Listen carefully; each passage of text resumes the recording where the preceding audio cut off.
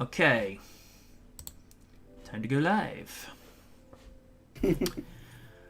Well, folks, thank you for waiting. This is the last of the two old school times of SKL before next Sunday, where I unfortunately go back to work.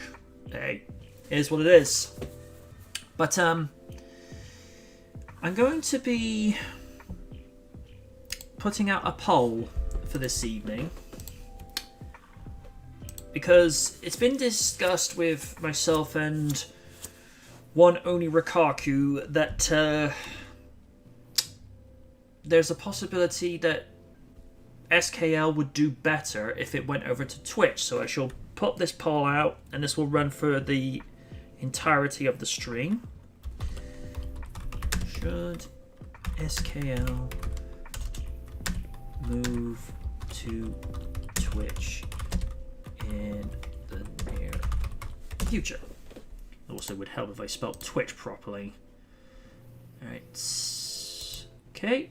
And like I say, that will run for the entirety of the evening, so let me know your thoughts by the end of it. Okay, if I throw one suggestion in. What?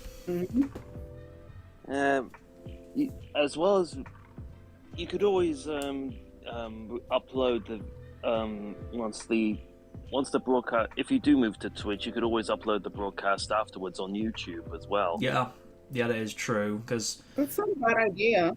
Because what I also tend to do, particularly with the stuff that I've streamed on Twitch, whether it be of Sonic Unleashed or Jurassic World Evolution and its DLC, Return to Jurassic Park, please go buy them. They're absolutely awesome, and it's awesome to go back to the 1993 setting.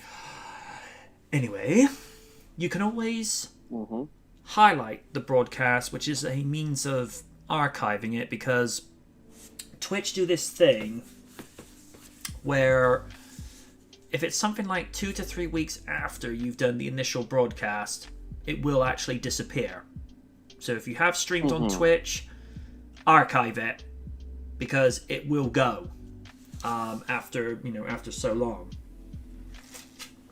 And what I tend to do whenever I've done Let's Plays, particularly of Return to Jurassic Park, if I've done like a live stream where it's 3 hours, my YouTube audience are not going to want to sit through a 3-hour event, so I just divide it up into 20 to 30 minute segments because it's just easier to digest that way. And also, I don't have the necessary subscribers that are willing to sit through 3 hours of my nonsense. You may feel differently. I just happen to like taking the mick out of myself because wise man say, those who are able to laugh at themselves, and were able to make fun of themselves and laugh at it, you've got a healthy sense of humor, because it says that you don't take yourself too seriously, which probably would explain why Oni laughs at himself on a constant basis. But I'm going to keep my mouth shut about that one. And I'm hearing him at the others like plotting MJ's death, Christmas Eve, in the throne room with the katana, and a picture of Hulk Hogan saying, "Call me," and he'll be like, MJ, why are you making this too easy for me?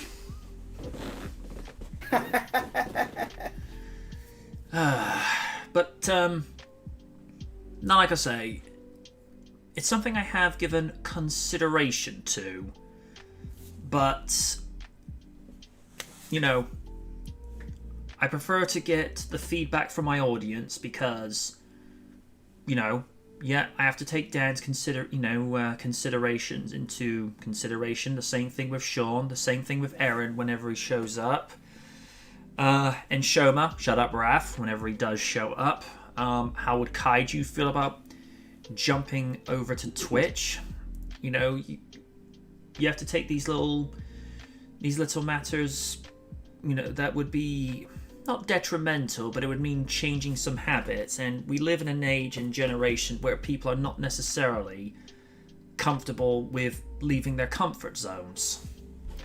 it's just one of those things, you know. It's not something they like to talk about, but it's something that, you know, occasionally has to be addressed. Like I say, it's something I will consider. Sean says, move to Twitch. I'm not sure. Depends if Twitch is going to be less of a smeghead than YouTube. From what I understand, they are a little bit more lenient, particularly with music. However, they're a little bit, I don't want to say strict, but they're firmly fair. Like, for example, whenever I would do a live stream and you hear the Jurassic Park theme playing, it will go and say, we've had to mute this part of the audio. So they're not having like Universal come along and say, oh, we need to claim money from this. They mute that part of it, so it keeps the copyright hawks off their back. Now, you could make the argument also, well, you're using copyrighted footage with games, but with games, it's an interactive experience, so you're creating new footage of your own all the time. It's not like if you have footage from a wrestling show and it's on there and they come along and say, we can't really do that. Although according to, because Oni and I, because we were having a discussion with Oni about this during a playthrough during Marvel's Spider-Man, apparently like one of the wrestling YouTube commentaries where they were doing a watch along of one particular pay-per-view, Twitch were a little bit more lenient than YouTube.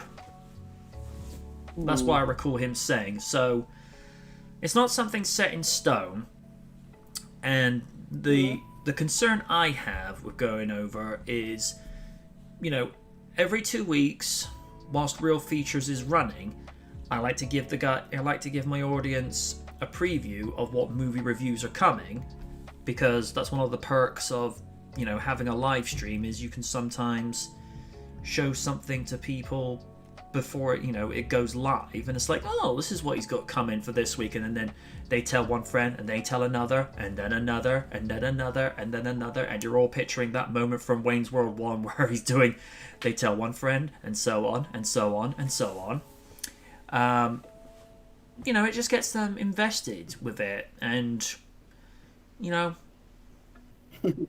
YouTube has been a home for me for what I've been doing for the last 14 years, and I don't want it to make it look as though I'm abandoning it, which is why I ask my audience, because without you guys I don't have an audience. So there's that. But as I say, that's something to look further down the line. One item that has come up, because obviously there's been a few releases within WWE within the last week or so, and one of them is the powerhouse that is formerly known as Nia Jax, and she's addressed her statement. The recently released Nia Jax has issued a statement regarding rumors of why WWE let her go. Next joins a long list of superstars released by WWE in 20 and 21, though the alleged reason behind the move garnered a lot of amount of attention on social media. In total, 18 superstars were released on Thursday, November 4. Reports quickly began to report that Jax was let go by WWE because she was unvaccinated. However, the former Raw Women's Champion and WWE Women's Tag Team Champion has set the record straight, stating her vaccination status did not play a factor in being let go by the company. Jax shared a statement on her Instagram account via the Wrestling Observer, detailing how she asked for time off on television to work on her mental health. She was written off Raw after an attack from her former tag team partner Shayna Baszler, with the on-screen excuse being surgery from the attack. Jax claimed a schedule had her returning to the road on November 15th, but when she asked for more time to be added to her extended leave, she never heard back from them.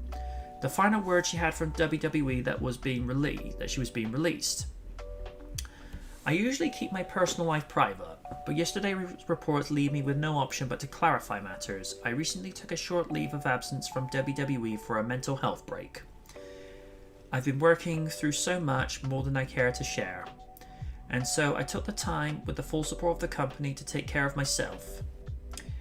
I will kind of add to that, considering what the world has gone through in the last 2 years plus.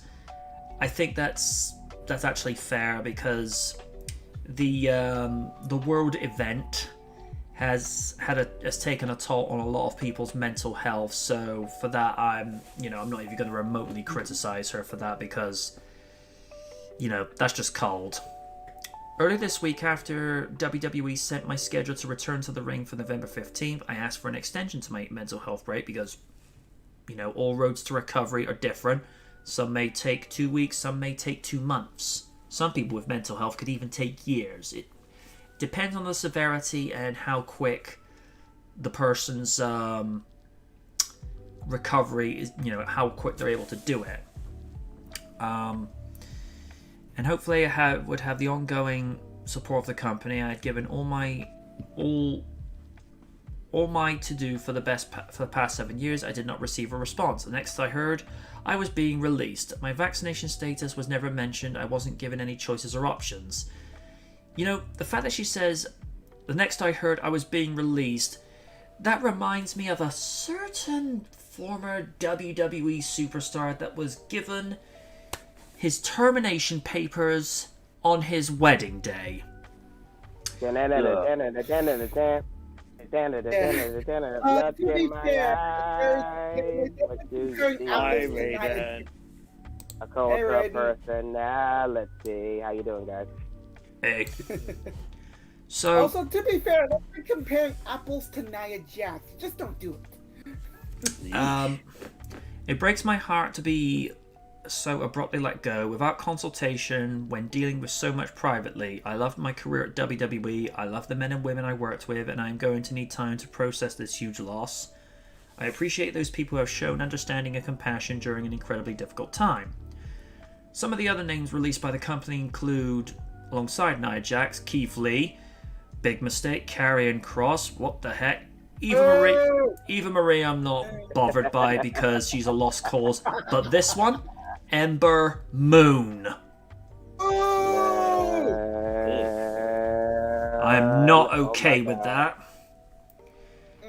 I kinda am, but we'll get to that later. The releases come shortly after WWE reported its numbers for the third quarter and touted gains during the months, which upset a large amount of fans. The stance WWE publicly went with was that these were all due to budget cuts. I'm going to take that with a grain of salt. Only because there's what they say and then what it really means. I mean, Karrion Kross, from what I understand, before NXT was rebooted, he was a force to be reckoned with in the ring and talent-wise.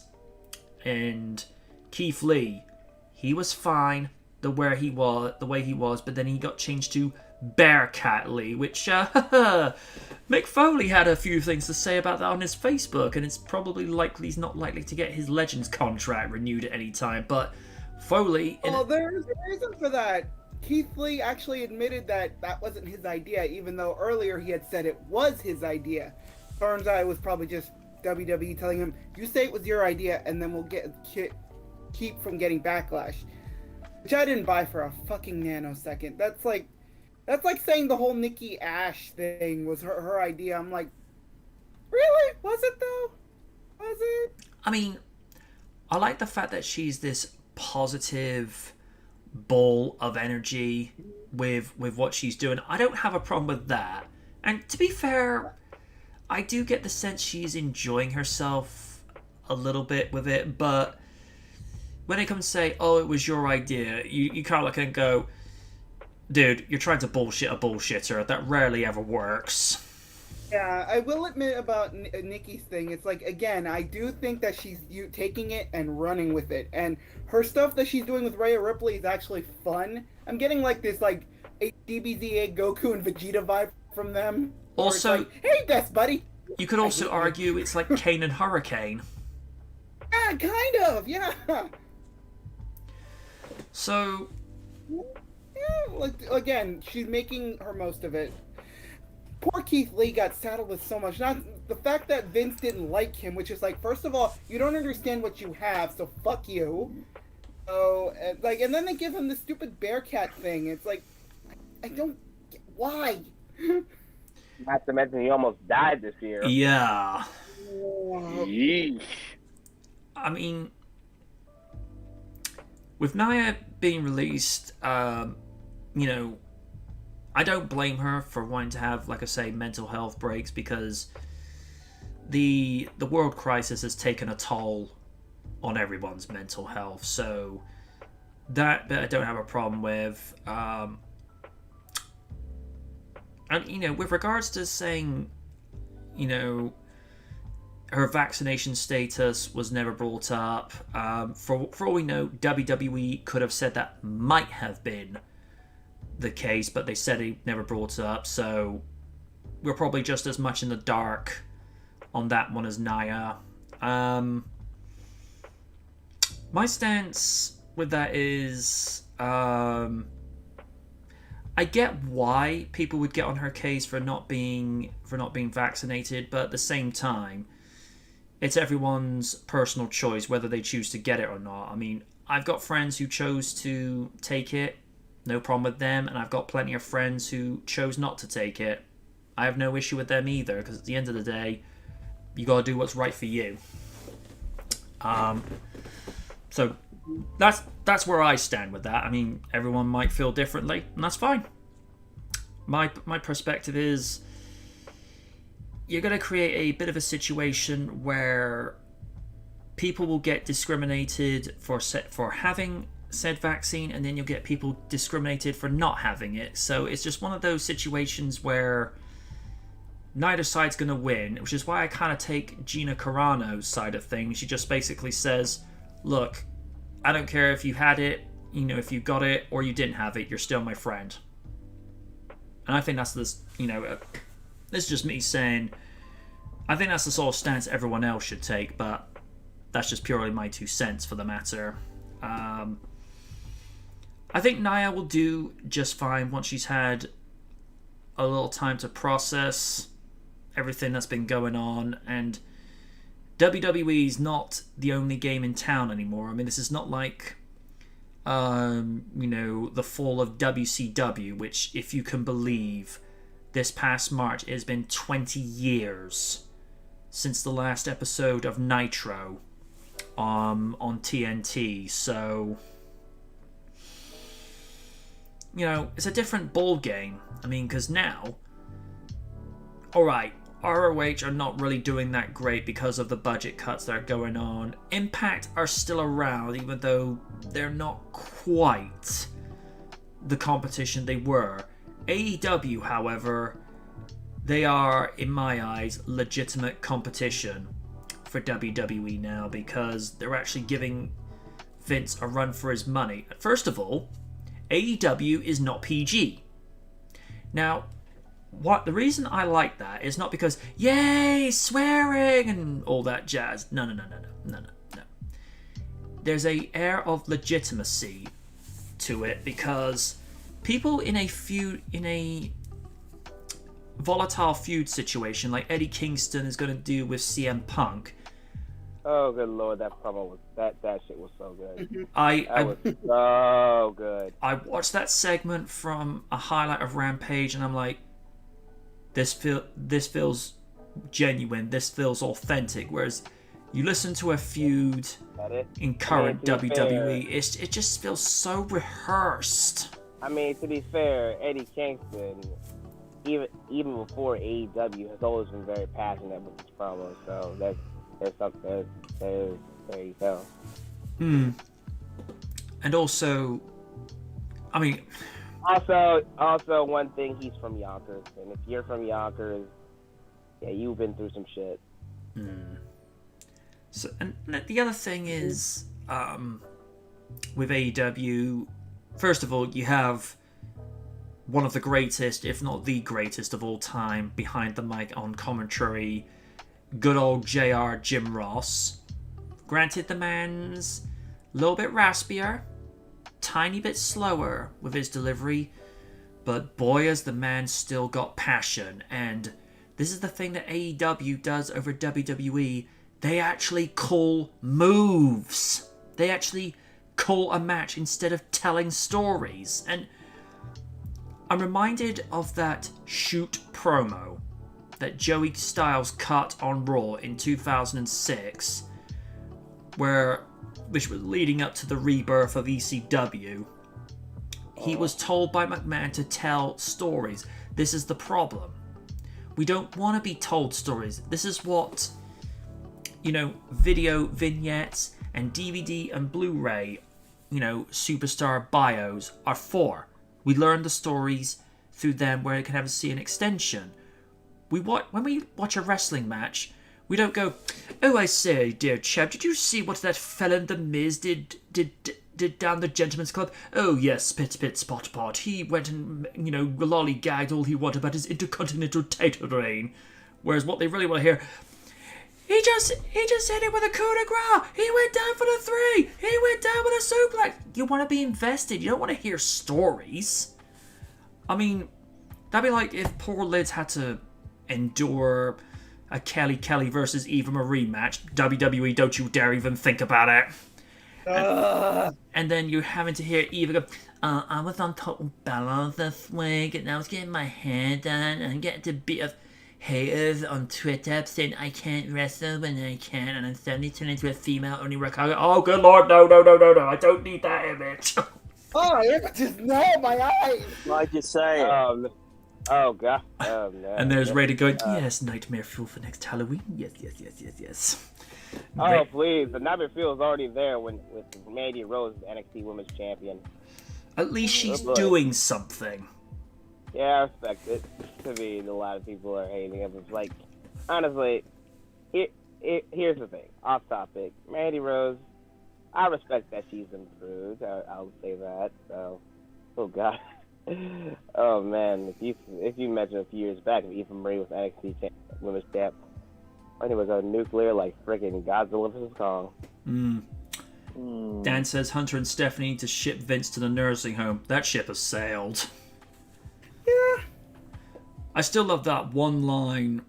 I think it was in just about spring of 2016 when TMZ of all things were interviewing Trips and Steph as they came out of this. I think it was supposed to be like a business meeting in New York, and they were talking about why they do workouts at midnight. Is there anything so specific? And it's like, no, it's the only time where we can work out after doing all the work for the day and then entertaining the kids, then putting them to the bed and then putting them to bed. It's like the only time they get to work out. And of course he goes and says, do you ever work out with your father-in-law? He goes, no, he's too crazy. And I'm like, too easy.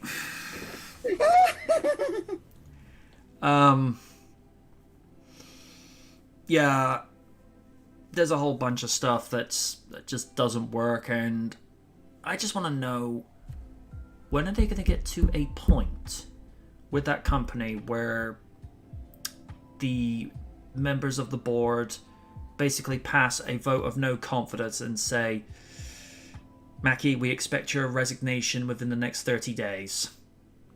Because... Hang on, guys, one at a time. Go ahead, Rand. Okay. When his body is too unresponsive and he becomes a head in the jar like Futurama. That's terrifying. But that being said, don't think that's the problem. Vince may be making some of these decisions, but who's letting them go through? Johnny and Nick Khan. Which, again, I want to believe that this person is sabotaging that company, but I don't know. I doubt that he's related to Tony, but something's going on there because, every business decision Nick Khan has ever done in this business since he's been here has been to completely grab it by its throat and throttle it. That's what he's been doing. All these releases, even though they had a successful business year, here's the thought. How about you take your money you're investing with it and actually save it or spend it on your talent? Not this cockamamie bullshit of hiring part-timers who are just sapping out the freaking salaries, like those billion-dollar contracts for Brock Lesnar, Goldberg. How about not spending money and spending money on actual future? But no, we have to have Brock Lesnar versus Goldberg Part 5. We don't need that. No thanks. No one asked for it. Nobody asked for it. I mean, it was one thing. Get some help. I mean, it was one thing. It was one thing in 2016 when we had, that only ever second match and Goldberg went 2-0 over Lesnar. Granted, it was a glorified squash match, but it was enjoyable for what it was. And Goldberg, even though he hadn't been in the ring in WWE for 12 years, he still looked an impressive physical specimen. But it's as you say, Goldberg's time has been and gone, and you could have had someone else face Bobby Lashley for the WWE title, but I don't know. Dan's just saying, why do I get this image of Vince McMahon quoting Willem Dafoe when the board at Oscorp voting him out in the first Spider-Man movie? Don't put images like that in my mind. Yeah, again, Willem Dafoe has charisma. Ooh, now I'm just getting a horrible image of Vince McMahon as Goblin.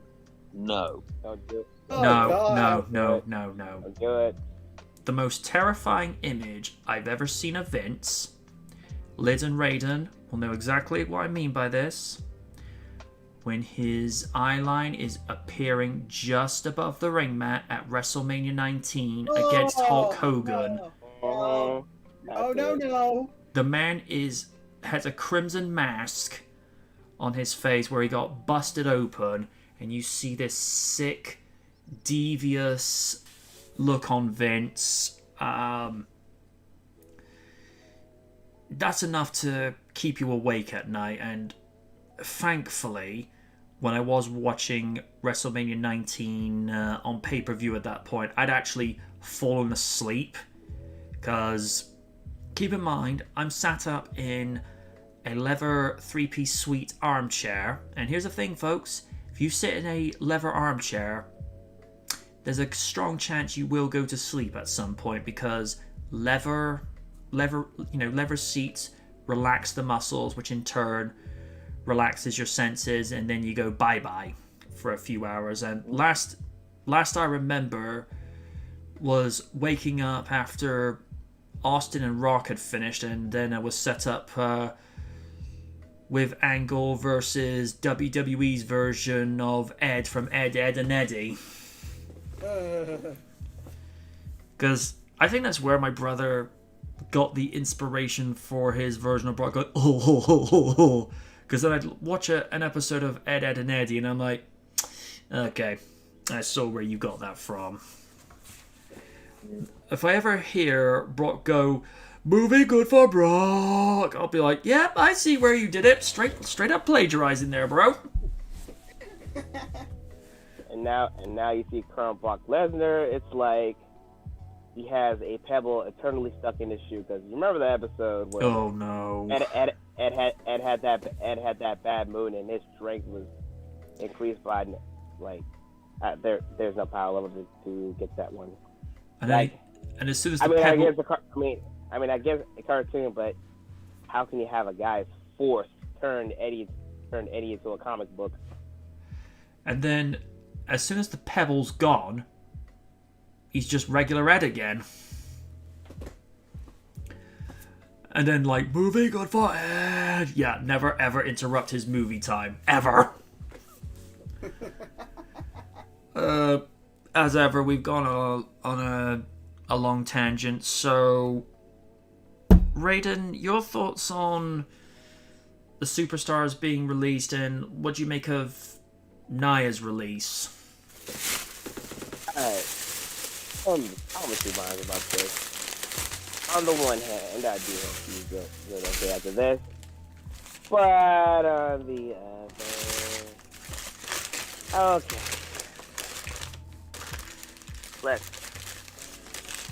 There's some things that make the story a little far-fetched.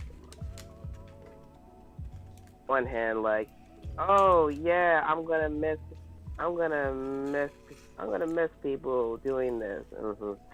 Listen, I'm surprised you say all that because of all the damage you created. So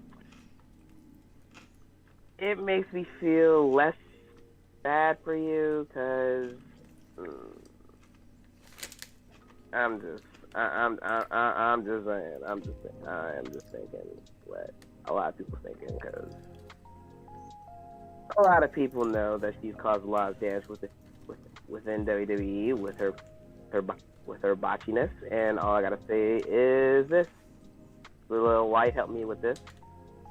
Oh, please play this, please. It's no good. Maybe one of the things she could work on if she does go somewhere else is have someone sit her down and just say, okay, this is what you're doing wrong in the ring. You're not gonna want to do in the basics, but let's run the ropes, because this is what Bret Hart did for Mark Henry. Because Henry, when he was first in WWE, he was unintentionally injuring people, and then Bret just pulled him aside and said, right, let's send you to the dungeon and let's get you to do the basics. At the time, Henry didn't appreciate doing the basics, but afterwards he thanked Bret. Just as let's try to master the basics rather than try to do the complicated stuff first. Because if you can get the basics under your belt, everything else will follow suit. Maybe what Nia needs is someone like Natalya to come along and have her go to the dungeon and say, all right, let's run the ropes, let's run the basics, let's get you to do the simple stuff to where you're a perfectionist at it, and then we work on the rest of it. Because with Nia, I do still see the potential with her, because she's an absolute powerhouse with a reasonable amount of pace, and as you've highlighted quite a few times, she's very nice on the eyes. But it's finding that balance. At least with Nia, you could train her to do things properly, unlike Eva Marie. First things first. A lot of people didn't deserve Bret for what he's done for WWE, because I feel like despite how good he was back then, people didn't appreciate him. But now you hear all these stories that Bret is one of those guys that is classy in the ring and classy outside the ring. So I'm glad people are taking that effect. Now, on to the other releases. Keith Lee. Yeah. That one I didn't see coming, but unfortunately I kind of did. Like a lot of people said, he didn't need changing. The guy was already established as a star before coming to WWE. His eloquence and his promo skills and his unholy talent to just move like someone that you haven't seen in years, like guys like Vader, guys like Bam Bam Bigelow, guys like Kane. I mean, he's definitely one of the hybrid athletes. And unfortunately, when Hitman roster, yeah, for a fact, I was very skeptical for right reasons. So far, it looked good. And though putting him into a singlet really didn't need to happen, because, listen, Keith doesn't have Keith has a body that a lot of people have nowadays, but Vince gets when it comes to. I'm just gonna type this out. Hold up.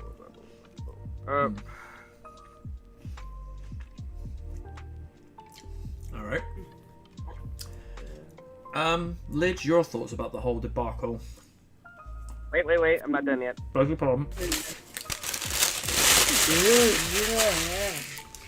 But yeah, he's stuck on it. I know for a fact he'll do well, even though it's not weird to question WWE, but the guy almost fucking died. All right, so I expect them to do right, but boy was I wrong. Mm-hmm. Now for I'm not gonna call it Killer Cross. Fuck Killer Cross. Anyway. This was a guy that I really loved watching during this time in Impact. Just from his physical stance, and promo skills were great to boot. Like they let him go get away. In NXT, did really good for himself. 2-time NXT champion. Surprised that they debuted him in the main roster as NXT champion, but they did the same thing for Kevin Owens years ago. But it wasn't the same lightning in the ball. Having him lose to Jeff Hardy like in I don't know 7 seconds. Whatever, doesn't matter. It was short. Then after that, he had a nasty aftermath after losing NXT title to Samoa Joe after he gave it back because of injury. So yeah, purgatory.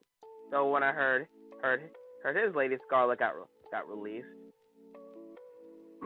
My brain says, oh, they're gonna release him next, and there you go. So I think he'll be okay. He'll probably come back to Impact or maybe MLW.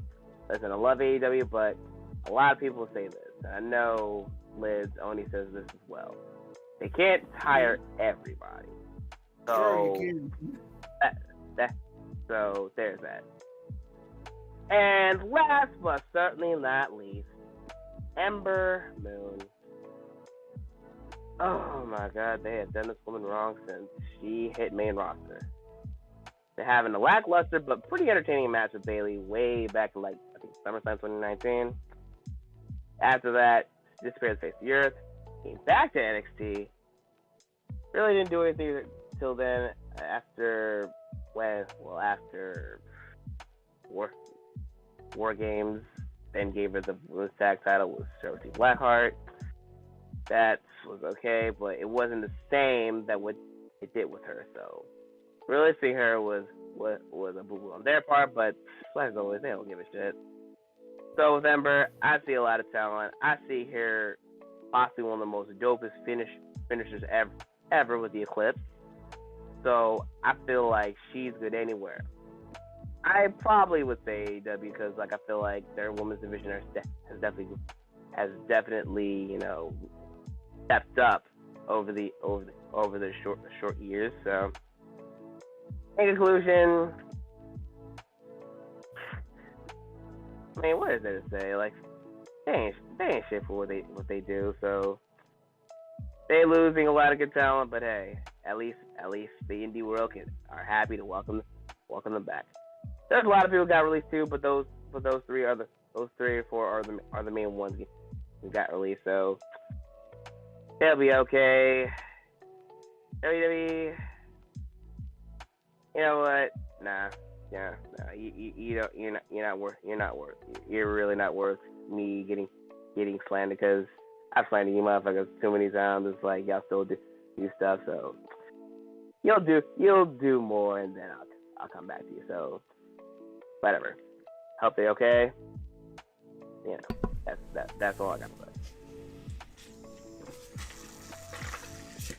say. Lid, your thoughts? Well,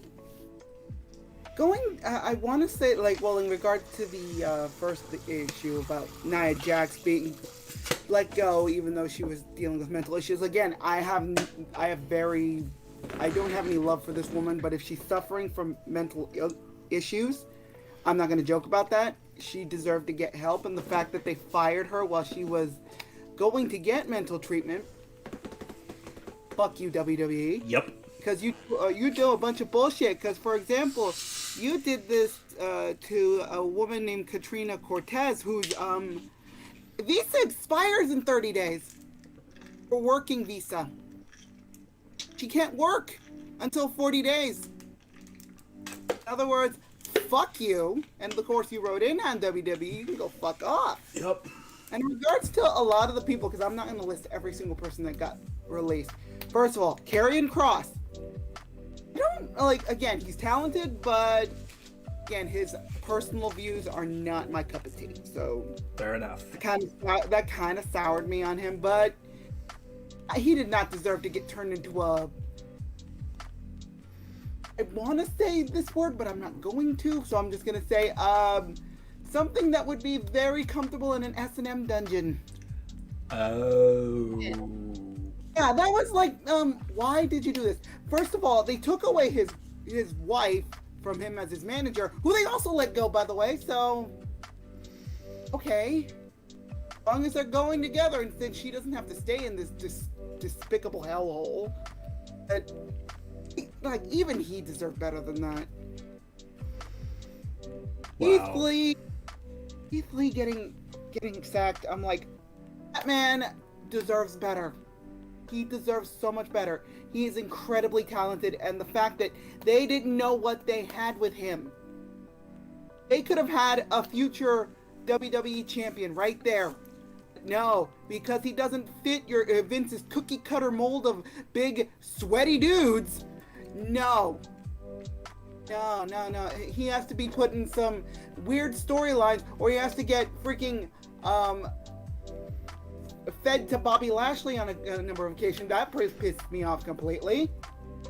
But and then they did the stupid Bearcat thing, which again, as I said, that was not his idea, even though he was told to say it was. Which means you had no confidence in your fucking stupid idea that you made him say that, so he takes the fall for your fucking stupidity. No. No, he deserves better, and I'm glad he and Mia Yim are out of there and they can go kick ass in the indies. No. No. Alright. Let's see if I can get... Eva Marie, I fucking cheered when they found out she got released. I'm happy she's gone. She didn't need to be here, and she also didn't need to ruin another person's career.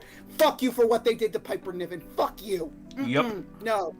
That was cold. No. A bunch of other people that just showed up and then they were dismissed. Like, for example, Harry Smith. The British, was that the British Bulldog's son? Yes. Or am I thinking? Yes. Yes. You fucking did him dirty. He got to be in a dark match, one dark match, and then you got to sack him off. What was the point of doing that? What was the point? All right. Oh wait, I forgot about that. Oh yeah. He got released. There's also one release I forgot to mention. Mm-hmm. B-Fab of Hit Row. Thank you. Yes. They only just debuted on the roster. He debuted on SmackDown. She was in one episode and she got fired. What? I liked her. I mean, well, to be fair, Oni has said that she is green as goose shit, but she's... she absolutely sucks as a wrestler. She could do fine if she trained, but no, you sack her off too without any thought of that. Okay, cool. And last but not least, Ember Moon. Okay, she deserves better. Like I've said with Keith Lee, she's just as talented. She deserves better, and I hope she does better. And outside of this cesspool of a company, because all you're focusing on is a bunch of people. Don't get me wrong, a lot of these people are very talented, but again, they all deserve better, and they deserve to get out, except for certain people who are cemented into the company. Charlotte Flair! Gotta love that nepotism. Nepotism is great. I am here. She has her own problems with WWE. And as soon as she's gone, they're just going to that infrastructure that they built around her is going to collapse, and I will be watching with popcorn. So fuck you, WWE. Fuck you, and the horse you rode in on. You can go away, but you're not going to, because I've said this before. They are too big to fail. They will fail, but it won't be as dramatic as that. They'll find their way to bounce back. for some reason. With the backs of these people you've called private. Oh, I can't remember that. The point is, you don't call them your employees, so why are they employed with you? Why do they have to sign contracts? That still bothers me. There we go. Yes. Just. Excuse my language, but I smell bullshit. Mm-hmm. Thank you. Yes. Just no. No. You deserve to go to court. You deserve to be sued for every dime that's left in this damn company. No, fuck you. I'm done. No. They tried with the steroid case, but that lawyer, wow. Yeah. I mean, it's not really a similar thing, but it's like this. I mean, I'm not going to share the article because I do not want to give this movie too much time of day. But it's like the article that Steve shared to us that Kristen Stewart's version of Princess Diana is going to paint her in a light that not too many people would want to see. Now, I saw a clip of Spencer, and this is where I'm going to be objective. Hair and makeup, decent job. Made a reasonably good replication, for want of a better word, of how Diana was at that particular time. Not going to fault that. Kristen, to echo what Lids had said, she's trying. She's still trying, yeah. She's still flat, but she's genuinely putting in effort. But it's when it was highlighted that her version of Diana was going to be a very potty-mouthed and having certain scenes that would be very unladylike. I'm not saying exactly what, because let's just say, to those listening, you are more than welcome to go watch Spencer at your own discretion. But I want to remember Diana the way I remember her, and that is a charming, classy, caring people's princess and a very proud mother. I don't want to have images of her, having the mouth of a sailor and pleasing herself. And then some, and I left my comments saying on one video of a clip where she's having an exchange with her two sons. I said, look, this is not the way alright, I'll give that Christian's trying, but she's still green, and the way, from what I've heard, how Diana is portrayed in this movie is not the way I want her to be remembered. Somebody replied with, well, then go watch a documentary about Diana. I have not responded to that person, and I'm not going to, because I know exactly what they're trying to do. It's like, well, watch this documentary and you will change your mind. No, I don't have to watch a documentary to change my mind, because, again, I want to remember Diana the way I want to remember her.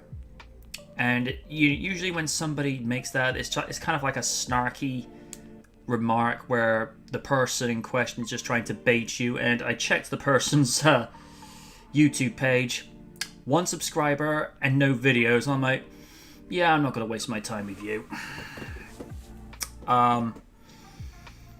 So no. I would have picked somebody who I think would be a much better qualified actress to play Diana. Kristen Stewart would not be at the top of the list, because, as Liz has said on multiple occasions, the woman needs to learn how to emote before trying to act. And Whenever I see Yeah, press... every time she... Sorry. Go on. No, go on. No, I was gonna say, I hate to say this, but she looks like she's constipated whenever she's trying to emote. It's like, Oh, yuck. Lady! It's like, do you have to go to the bathroom? It's right over there! Because here's a little thing I've noticed. Whenever they do, like, press photos for premieres or whenever they reveal a cast for a movie, like, I'll give you one example. There was a press photo shoot for The Clouds of Sils Maria, which had Juliette Binoche, very decent actress, and alongside Chloe Moretz, one of my personal favourite actresses, who seems to be making her way back to the mainstream courtesy of the Tom and Jerry movie, which I heard she's actually one of the more reprising aspects of that movie. And the Addams Family, 1 and 2. Yep. Juliette and Chloe, are quite, smile happy. They're happy to be there. Kristen has the face of a wet weekend. She just, I don't know what it is with her. She's almost like, I must not smile. It conflicts with my programming. I must be stone-faced like Posh Spice. Like, geez, lady, if you're trying to be like Posh Spice, you're setting your standards too low. You know who would be a perfect Princess Diana, in my opinion? Who? Christina Ricci. Yeah. I can I mean, see from it. what she's been doing pretty good in other roles. Like, for example, voice-wise, she was really damn good as Tara in Teen Titans Judas Contract. That's the thing with Christina. For so many years, she was the, glum-faced member of the Addams Family as Wednesday, but she can put on a happy face and actually, be reasonably upbeat and actually pleasant to watch. I mean, she was actually in the remake of That Darn Cat. Oh, yeah. What? Yeah, and Dean Jones, who was in the original, he had a very quick cameo at the beginning to where the camera shows full well who it is, and I'm like, okay, movie, saw what you did there. But no, Christina can do these upbeat roles, and she can actually smile. Whereas with Kristen, it's almost like it's hurting her face, like must lift lips. And then you end up smiling like Sheldon from The Big Bang Theory, exposing his teeth, trying to smile in front of Cooper Polly. That is terrifying. Damn, now that you said that, it reminds me of Mandy when she smiles. Remember mentioned of Billy and Mandy? Whenever she smiles, the world breaks. I just like that line from Leonard. It's like, we're here to congratulate Cooper Polly, not kill Batman. Here's the weirdest thing: put Joker makeup on Jim Parsons. He probably would have way too much fun with it.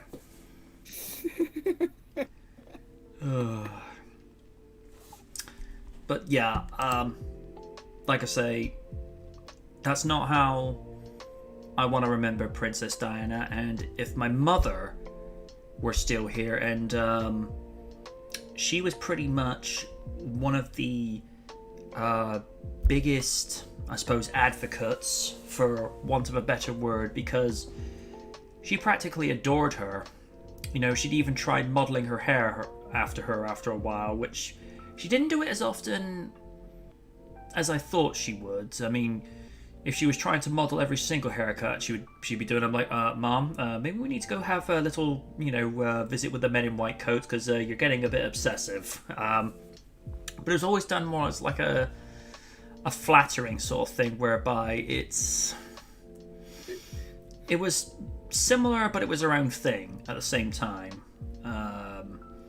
No, I just think Mom was just a fan of, how Diana conducted herself, even with the BBC interview with Martin Bashir, which, oh boy, that guy's having a lot of shade, because apparently he was profiting from that when he wasn't supposed to.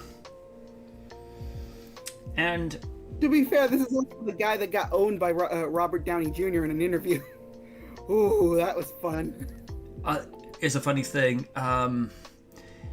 Charisma University used that as a great way of how to respond in awkward and uncomfortable situations, and Robert did that excellently, particularly when he was like asked that question of, you don't go into like a $200 a night room at the Hilton and then come out a Democrat. And he goes, and Robert, to be fair, said something to the effect of, you say things that make sense to you 20 years ago, and I wouldn't be able to give you much better than more of a half-ass answer that I would be right now, because I could rattle my brain for like 2 hours trying to come up with an answer and not be able to give you one, because only I knew what I was thinking at that time. Now I don't. And to be fair to him, that interview, he'd reached his point. He didn't, go shouting. He just politely got up and left and basically said, "You're a schmuck." Even like the guy's camera and lighting and audio guys just look at us like, "What is wrong with you?" I mean, when he asked inappropriate questions like, have you gotten over taking, drugs? And then Robert's like, "I'm sorry, aren't we supposed to be promoting a movie here?" Ooh. Now, to be fair to Robert, he went through a torrid time when he got high on cocaine. And it's like I mentioned with that scene in Iron Man 1 where he's got like all these multiple cheeseburgers. That's an unintentional reference to him going to get rehab, because he went to Burger King to get a cheeseburger, and because he was so high on coke he couldn't enjoy it, that was when he decided to go get clean, because he said, "I can't enjoy this, even though I'm high on drugs." So he then goes to this cliff face just outside of Los Angeles, dumps all the coke out of the trunk of his car into the ocean, and says, "I want to get clean." And to be fair, Was it a good idea to throw that coke in the ocean? Yeah. He just literally just dumped it all in. It's like, "I don't care, I want to get clean." And it was Mel Gibson who gave him his foot back in the door. I mean, it was like with little bits. Elton John gave him like a little bit of work to do, because Elton's been to similar places that Robert's been to, so that when he did the music video for I Want Love, all of that was filmed in one day, because that was literally like RDJ's like lunch break at prison. So little by little, once he had gotten clean and was declared sober, he actually made it out of there. And then Mel Gibson gave him a role in The Singing Detective, which got him back on the map. But it was when Jon Favreau said, I want Robert Downey Jr. as Tony Stark in Iron Man. Because the studios were a little bit, well, this is a recovering, drug and alcoholic abuser. But they said, "I don't care. RDJ's the one I want as Tony Stark." And the rest is history. Because I find it funny that of course RDJ is perfect as Iron Man, but I kind of wish in Iron Man 3 they really played with his alcoholism, because in the comics Tony Stark battled with that shit. He did a lot of fucked up things when he battled alcoholism. But because Disney, they didn't do that. So. Well, yeah. It's funny you mentioned that. I don't know. The story that Jon Favreau wanted to do for Iron Man 2 was Demon in a Bottle. But then the studio exec said, "No, do this, follow the chart, follow the diagrams." And it's like, "Yeah, but we're just doing the same shit over." And it's like, yeah, and it works.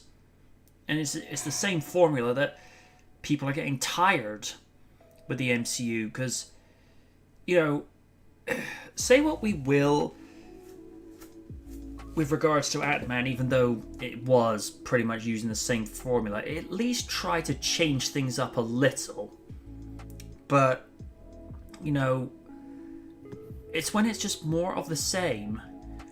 And what frustrates me a little, and I suppose this is where I see things from the perspective of my brother, it's the same thing over and over and over again. I mean, I make allowances whenever they have Iron Man in the story, whether it be the Avengers or whenever he shows up.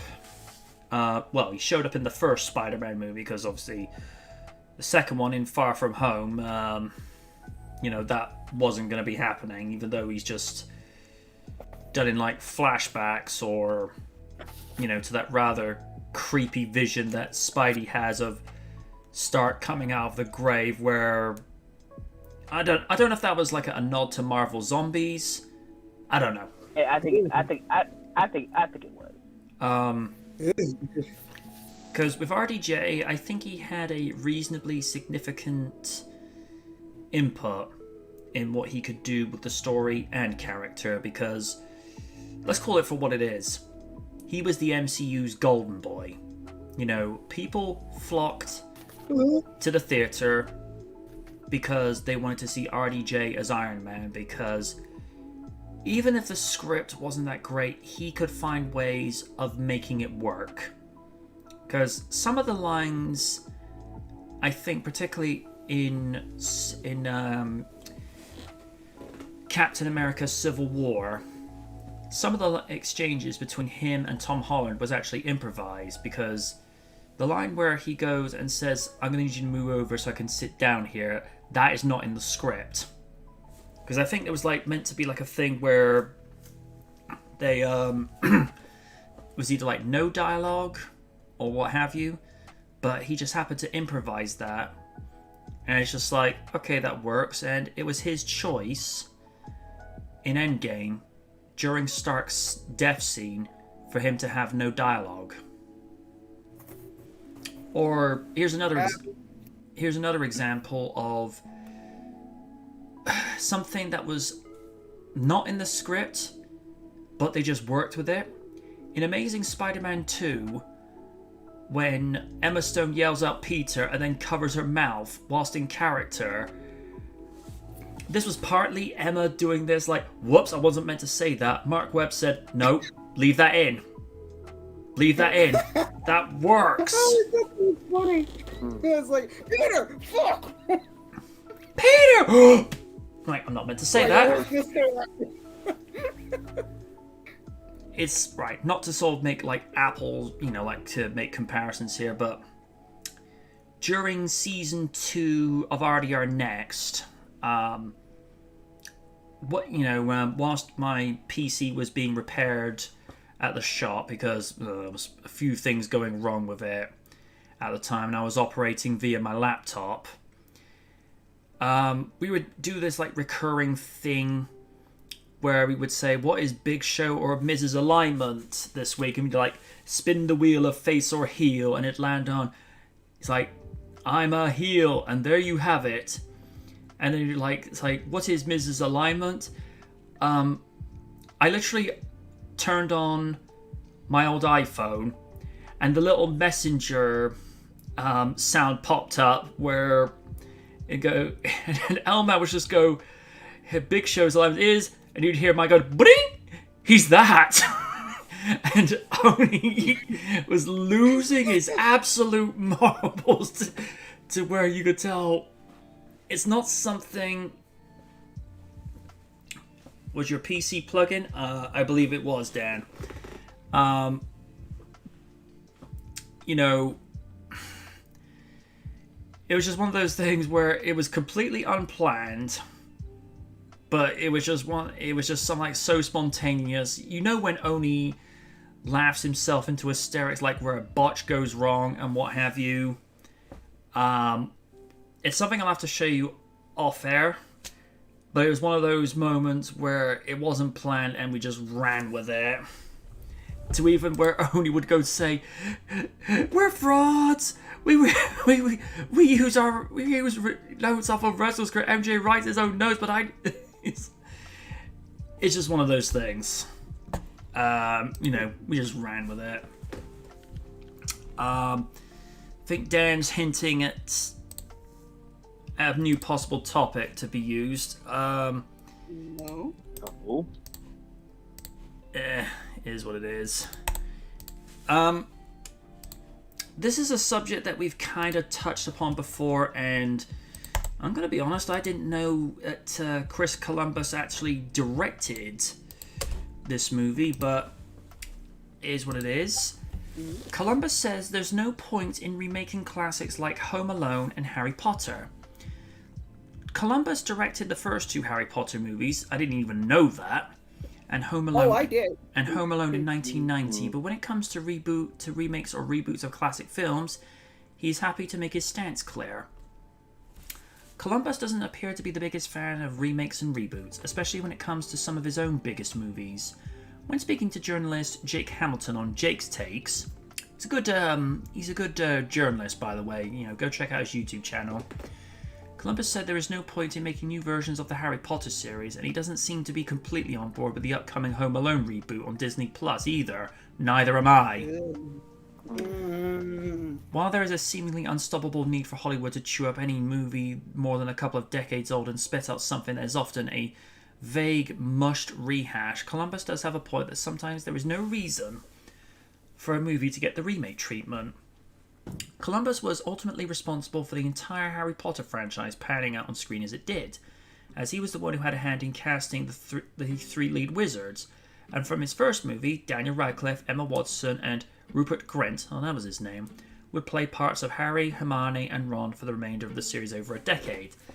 It should be noted, when they were doing the casting, originally Warner Brothers wanted to get big American names, but J.K. Rowling stepped in and said, absolutely not. We're going to have British cast members. Because apparently Warner Brothers wanted to have Haley Joel Osment as Harry Potter, but she says, nope, Harry's going to be English. Now, to be fair to Haley Joel, he's a good actor. And I think he probably would have pulled it off, but had it not gone to Daniel, would he be as big a name as he is now? Probably not. I mean, the thing with Haley Joel Osment, even as a kid, he was still killing it. Like, of course, Sixth Sense. Yep. Of course. And AI. What was that other movie he did? Because he played a kid that he had to write a report like, how can you change the world? Oh, you pay it forward, which had a... yeah, trust me. I know what you're talking about. I watched that shit in school. Yeah, an actor that we won't go mentioning. But he also had Helen Hunt, which even back then, how you doing? I know, right? She's one of those ladies. I think she's gotten better as she's gotten older, and I don't know what it is, but in What Women Want, looking across, her with Mel Gibson, and I'm looking at Mel thinking, you lucky son of a bitch, because Helen's got that very elegant look about her, where were we? As the original movie comes up to its 20th anniversary, Columbus was asked in an interview if he thought the Harry Potter movie should be remade. Here's the thing. I'm not a huge fan of those movies. I don't dislike them, but I thought the first two movies were fine the way they were. Leave them alone. I can't answer the first. I don't know. Columbus said in this version of Hollywood that we live in, everybody's remaking everything and rebooting everything. I mean, there's a Home Alone reboot. Now, what's the point? The movie exists. Let's just live with the movie that existed. There's no point in us remaking The Wizard of Oz. There's no point in us remaking the classic films. Make something original, because we need more original material. So no point. I absolutely agree. While Home Sweet Home Alone has already come under fire with the release of its trailer, getting blasted by many fans of the 1990 movie as a shot-for-shot remake with new ideas, I thought this as well. Although I did like the fact that one of the officers has McAllister written as like a name badge on the jacket, which I thought, okay, it's a nice touch. Which suggests that once again Columbus's comment of what's the point is spot on the money. Of course, Columbus was in the director's chair on the original Macaulay Culkin movie, and while he certainly has nothing against a good franchise, having said that, he would have loved to have had directed more Harry Potter movies, but dropped out due to them being so time consuming. Considering it's a big visual effects movie as well, it takes time to edit, and of course you've got to be on there to, oversee everything, even though it's completely monotonous. Sequels are clearly a different kettle of fish to remakes. Columbus has behind some of the most popular movies of the last generation, and to further reiterate his sequel over reboot stance, he certainly gave an update over the long-requested Gremlins 3, which by the sound of it is still a very real possibility. However, again, Columbus is working on it as a sequel and not thinking of remaking the 1984 original classic. That would be sacrilege, because that movie's fine the way it is. Plus, we love Gizmo. Mm-hmm. While there sometimes appears to be no new ideas in Hollywood, that's not narrowing things down much, there also seems to be too much of an eagerness to use a well-known name to pull in cinema audiences. It is nice to know there is at least one director who is on a different page. Yeah, I can't fault any of that whatsoever. No. I've got nothing to add to that because he's saying everything that needs to be said, so Lids, go ahead. I'm in the agreement of certain movies shouldn't be remade, like Back to the Future, trying to list some ones up. The original Jurassic Park, even though technically that's still a franchise that's going and needs to be quietly put to bed, but it's not going to because Hollywood's Hollywood. Money! Yeah. Who Framed Roger Rabbit? Don't touch that movie. Not with a 10-foot pole. No. Not even with the CGI for today. That movie's perfectly fine how it was. Don't touch it. I'm not against a sequel for it. Not a problem with a sequel. A sequel will be fine. Just don't remake it. That's all I'm gonna say. But when it comes to Home Alone and the Harry Potter movies, they don't need to be remade. Nope. Again, I saw the first two Harry Potters, and after that, I jumped ship. I kind of I don't know why. I just got bored. Same. I couldn't catch up with them after that. They I guess for different reasons. Like the director, it's too time consuming. It's boring. I tried, but no, it wasn't my cup of tea. But if just don't remake them though, because it's again for obvious reasons nowadays. I wouldn't touch the Harry Potter franchise, considering J.K. Rowling's kind of a polarizing figure in the putting it politely. And when it comes to Home Alone, why are we remaking Home Alone, or why are we doing a thing where it's like that? When I saw that they were doing I don't know what the hell that Home Alone thing is on Disney Plus, I'm like, why are we going back to this well again? Just didn't work out the last time when you tried to do this, because again, we all saw Home Alone 3, didn't we? That was garbage. I never saw it. You're better off now. I'll take your word for it. Listen. Three. I get it. It gets crapped on, but honestly, the traps are still fun. Fair enough, but again, I will stick with those two because those are fun. Right. All in all, I agree. These movies should not be remade, but again, Hollywood will not take the hint and will just keep grinding things to freaking commercial paste, and nobody wants to eat paste. So, no. Yeah. No thanks. Yeah. I mean, with superhero movies, I get it after a fashion that, you want to see different interpretations of your characters.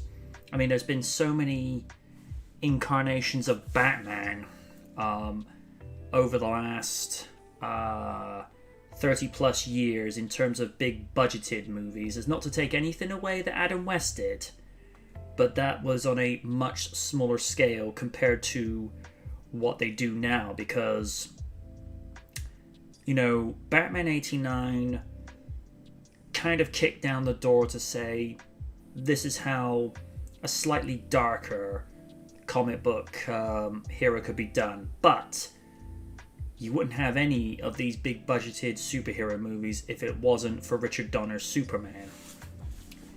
Now with Supes, he's another one where there have been multiple versions, but very few have lived up to what Christopher Reeve left behind. Now, with Henry Cavill, he's trying, but it's the material he's fed as the character. And Yeah. I wouldn't be surprised if that's one of the reasons why he's kind of being cryptic with whether he'll come back as Superman or not in the DC universe. Because I hope he does. Like, it's worth, especially for watching Snyder's version of Justice League.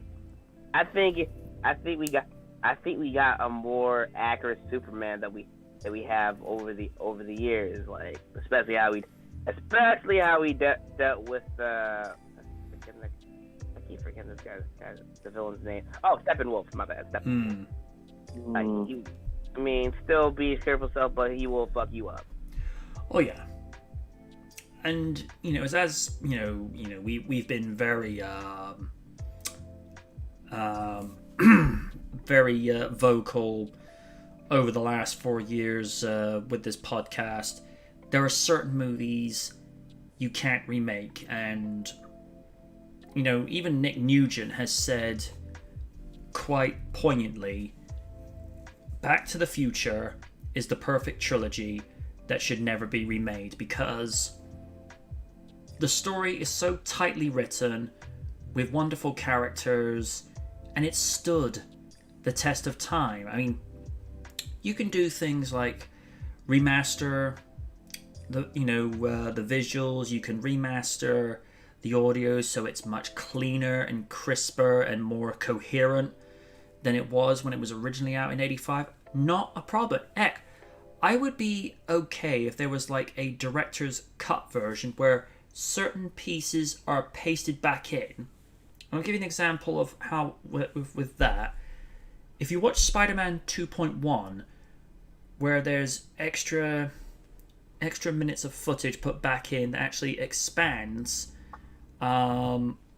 dialogue scenes between Peter and Mary Jane at the beginning, the Doctor scene between Peter and the university doctor is extended, so when you hear the line later from Parker, have a strong focus on what I want, that line will have better context, because when Parker is being given his medical, the doctor actually says to him, you need a strong focus on what you want. So that when you get to that line much later in the movie, you go, that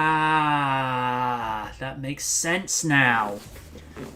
Because when he says it in the theatrical cut, you kind of get it, but then, like I say, when you see the director's cut, you think, okay, I understand why that is. And I'll give you another example.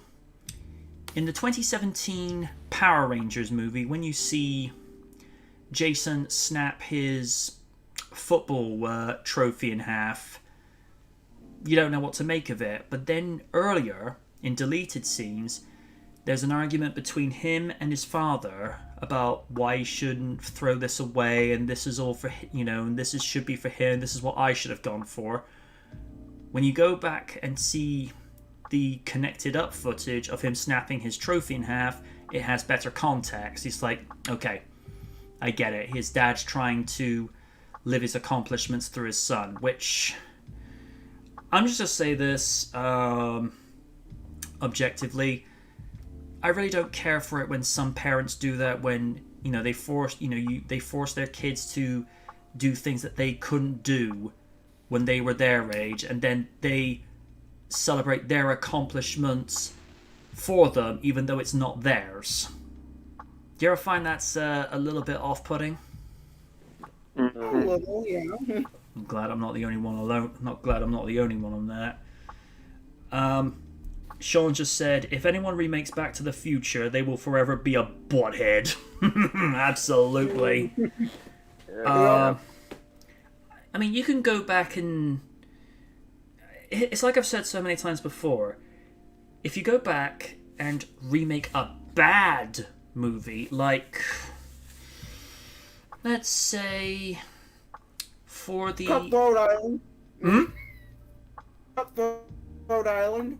Yeah. Or... That was a disaster piece.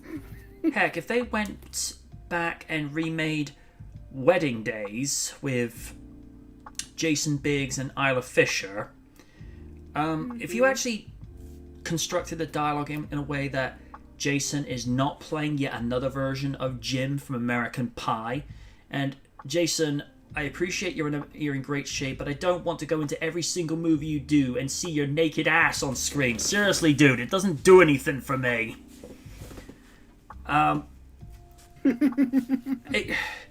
It's not my thing. It's not something I want to see. I'd like to see Isla Fisher's, but that's a different story. And also, what is it with that woman? She does not age. And there's Raider going, my apprentice, it is simply Time Lord powers. But, complete agreement with Chris Columbus. Raiden, your thoughts? I respect what he's saying. Remakes. I mean, even some remakes don't deserve to be made. No matter how much you love a film, like, as long as you're satisfied with for what it is, that's okay. For me, with the Harry Potter franchise, I F with it. Like everyone, I like the first two movies, especially the second one, because I'm a stickler for mysteries. That's been the thing for me since watching Scooby-Doo over the years. So cool. Prisoner Azkaban was pretty decent. I think Goblet of Fire was I will not say breaking point, because I've seen highlights of later films. They're not too bad. It's just for me. I kind of got bored of it. You know what I mean? So I respect what he had to say about stuff like that. Home Alone is a can of worms. Is like I kind of just got away from, because we got the Home Alone 3. I mean, a lot of people say that movie was the downfall of the franchise. No, it was just the beginning. So yeah, like I said, I respect what he says. Remakes can't deserve to be made. Like what Nick says. Films like Back to the Future, that doesn't need to be made anymore. I mean, No. Okay, comic book series, TV series, that's all well and good. But movie series, I have to keep that shit away. And I respect what the guys who made actually just like, you don't really need to make another sequel again. So I love that mindset. I wish a lot of people go through that, but hey, you gotta make some remakes for people who don't know, but a lot of people like us, I'm going to mention a certain Paul Feig, but yeah, we don't talk about that movie. I'm in a good mood today, and I'm still looking forward to Afterlife. That looks pretty charming. I think while I like what they've done with regards to the marketing campaign, there have been new clips released, but they've revealed so little each time. They've kept... This is what I think Sony is doing better than whenever Universal has had new Jurassic Park movies out, because one of the biggest criticisms I've had with not just Jurassic World but with Fallen Kingdom as well is there almost seemed to be like a new trailer, a new TV spot, and at least at one time 3 to 4 clips being released within like a week or two of each other. I'm like, guys, preserve some mystery. It's why I got a little bit annoyed when, before I went to go see Sonic the Hedgehog, virtually half of the movie had been leaked onto YouTube before even seeing it, and I didn't do myself any favors by looking at some of these clips, because I thought, okay, that's something I can look forward to seeing, and then I go to watch the movie and I'm like, I've had half the movie spoiled for me. Nice. And, in fact, what was one article that I had? Alright. In fact, I even did an article about this years ago. Let me see. Having to go peruse the depths of my website. Let me see. No cities? Yeah, hang on. Shit, I'm gonna have to... Let's see. It's about April 2015. Let me... that's interesting. I would have thought there'd been a bit more on here. Let's see. Categories, Jurassic Park. That is interesting. I thought I would have had a little bit more on there. That is interesting. Hang on. Unless... let's see. Nope, not final trailer, not Genesis. Although there is a thing about Paul Feig blaming the original Ghostbusters for the new movie failing. Yeah, good luck with that idea. Here we are. If I post this into there, it's not very often I post new articles onto the website, but when I do, it's because someone's rattled my cage over it. Okay, Hollywood, we need to talk. Another TV spot. We are not even at the US release date, June 11 in the UK, and we have yet another TV spot. At the rate this is going, we've seen nearly half the movie before we even set foot in the flick, and see this sequel 14 years in the making to 2001's Jurassic Park 3. If that ain't developmental hell, I don't know what is. Okay, I like the fact that the theme and John Hammond's voice were in the TV, except for saying Jurassic World. That was clearly an impersonation of Attenborough or clever audio editing. But I have to repeat what I said before, they are showing way too much too quickly. Have studios not learned anything from Amazing Spider-Man 2, despite the writing of that thing? When you show this amount of material before even going to the movie, you are either desperate for the public to see it, or you have no faith that the public will see it, so you show as much temptation as possible just to woo the audience into seeing it. And this is not just for Jurassic World. When you have the first 5 minutes of How to Train Your Dragon 2 able to be viewed online, that is a worrying telltale sign. You know who did a better job in getting excited for a return of a popular franchise with very little teasers to get fans excited, and Stephen will agree with this? Thunderbirds are go. All we got in December was a teaser of a distress call with the new CG Thunderbird 5, and that was it. Only in late February, early March did we start seeing more material, and they were only 20-second reveals of each Thunderbird animated, or the near 60 seconds of the new Tracy Island and other settings in the world. And then on March 13th, ironically a Friday, the full feature-length trailer was revealed on YouTube of 60 seconds of the Tracy brothers and their respective Thunderbirds in action. And that was all we were given until the premiere episode on Easter Sunday, April 5, 2015. So, one teaser, one full-length trailer, 5 20-second reveals of each Thunderbird for Thunderbirds Are Go versus the teaser to a teaser trailer, 5 trailers, and now 8 TV spots and a featurette and 1 clip for Jurassic World. I love the Jurassic Park. I love the Jurassic Park series, but this is overkill. This is what should have been done in promoting Jurassic Park 4. 1 teaser, 1 trailer, 1 clip. That is it.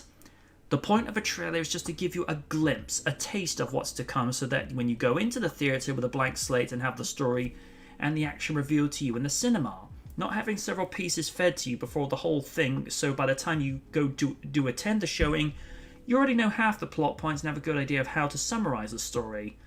I think if studios need to adopt the strategy of less is more, because if you don't think that your movie is going to be successful, then what is the point of even making it?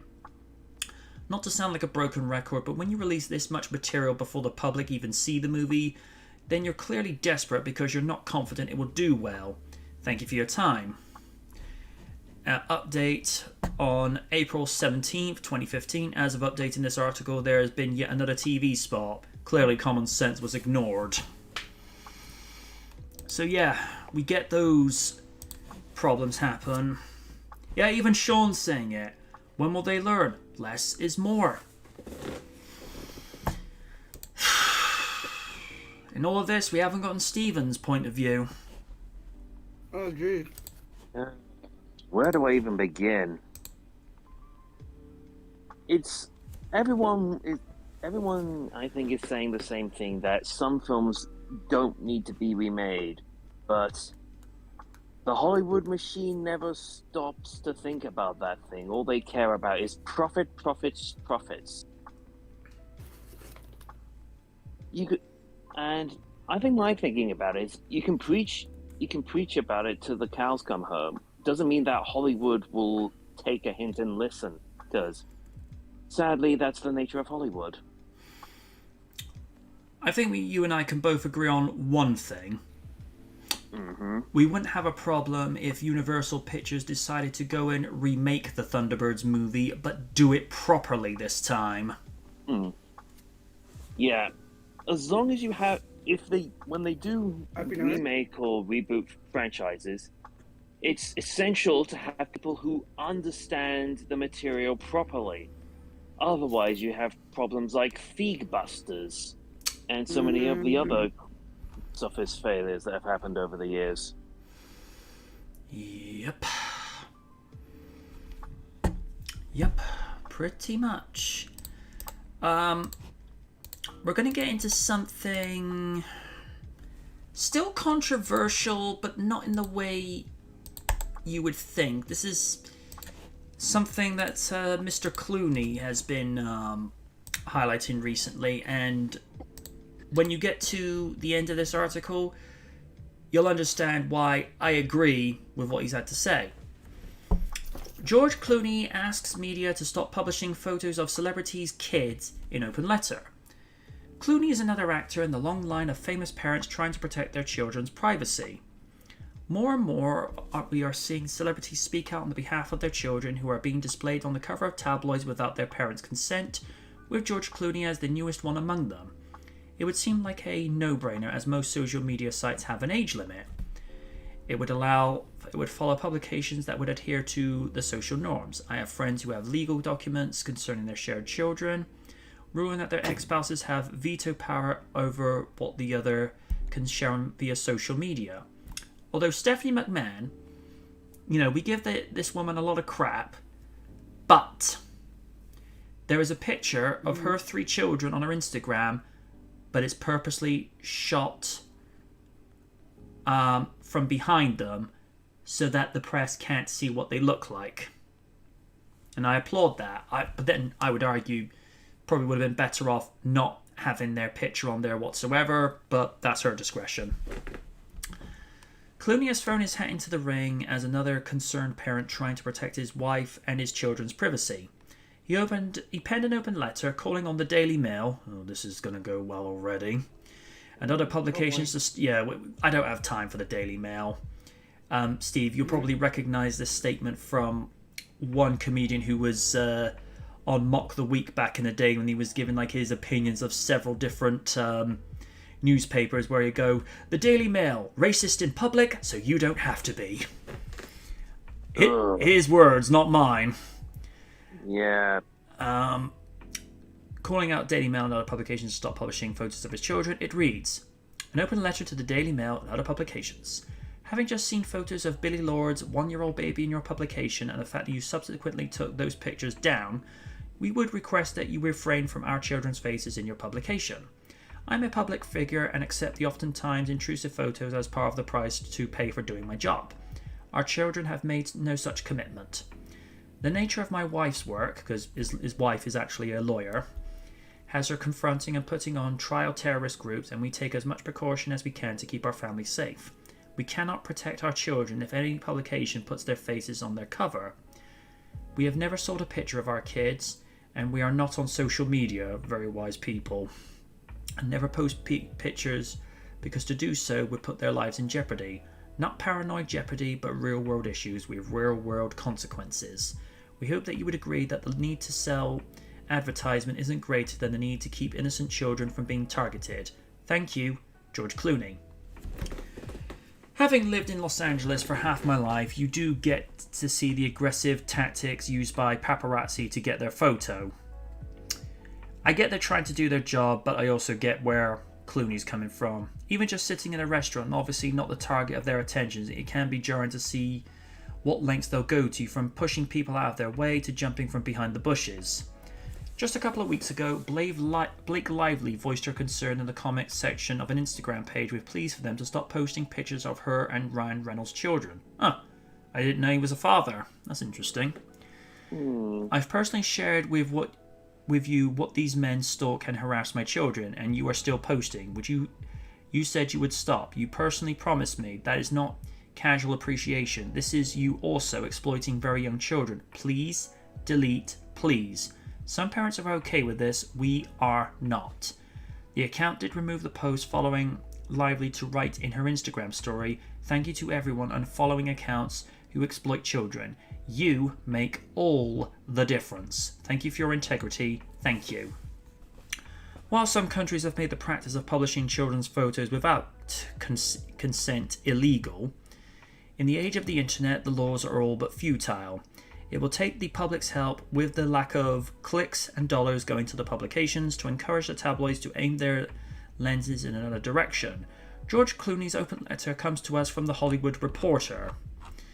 I'm going to say another website not to go to because this site's a little bit on the shady side. Never go to that one. I'm not going to say in the chat, but don't go to that one. Just trust me. There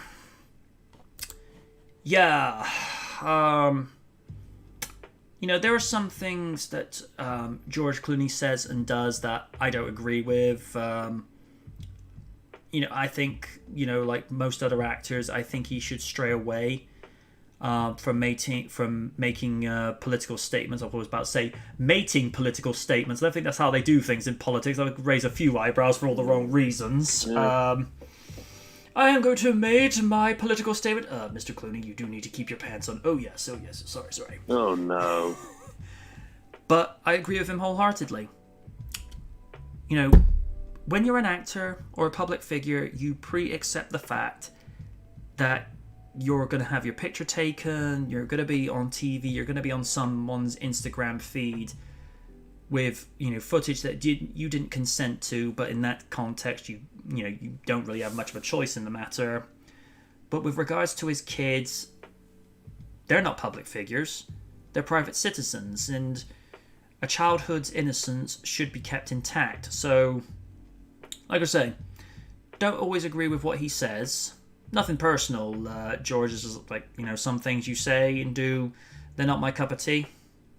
But on this occasion, I agree with you wholeheartedly.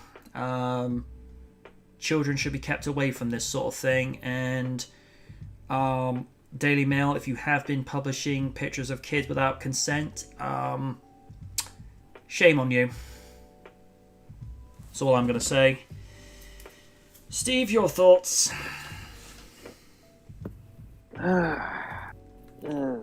Another subject which kind of reminds me of some of the things I remember during my time in college. The sad truth of the matter is that the media will do anything to get a story. And that includes finding ways to photograph celebrities, and including their children. They just don't know the boundaries of privacy.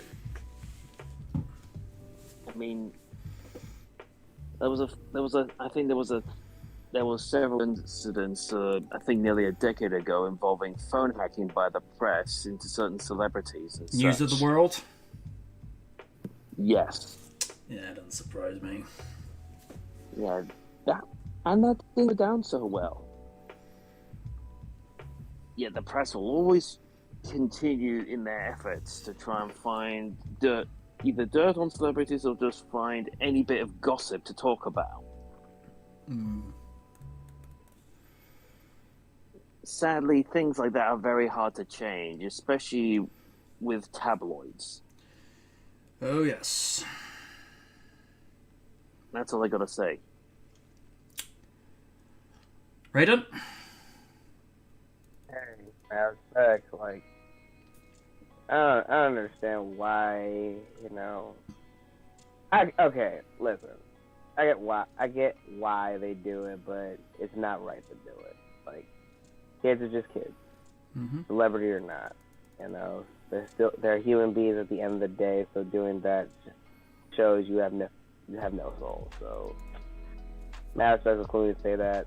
Unfortunately, the trend is going to continue, but you know, I just like what celebrities are saying. Like, yo, they're just kids. Let them just navigate through life without all this paparazzi stuff. But I guess that's the thing with having a celebrity as a parent. So it is what it is. So yeah. Lydia? I'm kind of like in agreement with him because again, kids should be off limits. They're like, because eventually they will develop some kind of stigma or some kind of mental issues where they're like I don't know. It just doesn't seem right that you try to take pictures of a celebrity's kids unless they want to show these kids that say, "Oh, this is my kid. I'm so proud of him," or they want to put him in the business. That's fine. But when they don't want them exposed to this environment, you should back the hell off. Yeah. Let these kids be kids. It's not fair for these kids that their parents are a celebrity or a famous actor or a famous athlete or whatever. Leave them alone. It's like, to some degree, yes, I will agree with what he said, but again, not like you can't stop journalism unless you want to sue every single person. Yeah. And there's a thing called freedom of speech. You can say what you want to a certain extent. There's also a thing called libel. Yes. Yeah, be careful with that. But all in all, these kids alone, or don't take pictures of celebrities' kids unless they give you consent. If you have consent, go nuts. But if you do not, back the fuck off. Exactly. I mean, with something like the royal family, let's be real, Harry and William were never going to have as much of a normal childhood as, say, any other boy or girl that lived in our respective neighborhoods back in the day. But I respect and applaud Diana for trying to give her sons as much of a normal childhood as she was able to give them by, you know, taking them to the cinema or taking them to amusement parks in the UK and just, you know, let them, you know, let their hair down and say, look, you don't have to be princes today. You two can just be two regular kids. And I think that's all that she wanted. I mean, yeah, you know, to every single parent, their daughter is their perfect little princess, or, you know, their son is their idyllic and gentlemanly Prince Charming. But at the same time, they're also just their children. And, you know, that's how it should be. It's like Wynne said once before, a childhood's innocence should be that. It should be full of, you know, full of fun and whimsy and feeling like they're free and carefree. That's how it should be. When you have a situation like this with celebrities of children, there's only a certain degree that they're able to do to protect their children, but I do agree with Clooney, there should be that line in the sand where unless the children of said celebrities are below a certain age, back off. I mean, because to my understanding, because Clooney only became a father like what, maybe a few years ago. So those kids are probably not even double digits yet. You know, when kids are that young, leave them alone. Because as Liz said, it's going to leave them with anxiety and insecurities growing up, and that could be detrimental from going from childhood to adulthood. I mean, most preteens and teenagers have enough self-esteem issues just going through adolescence. You know, don't make it any worse. I don't know.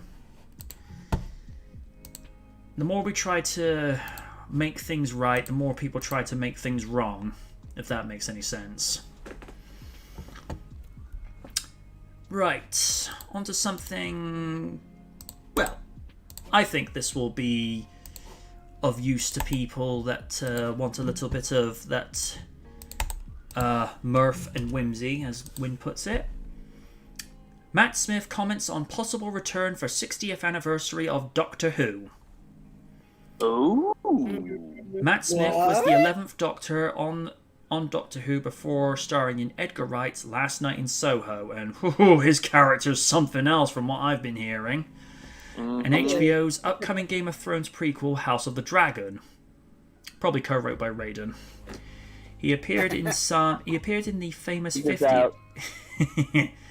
He appeared in the famous 50th anniversary special, The Day of the Doctor, opposite David Tennant, my personal favourite Doctor.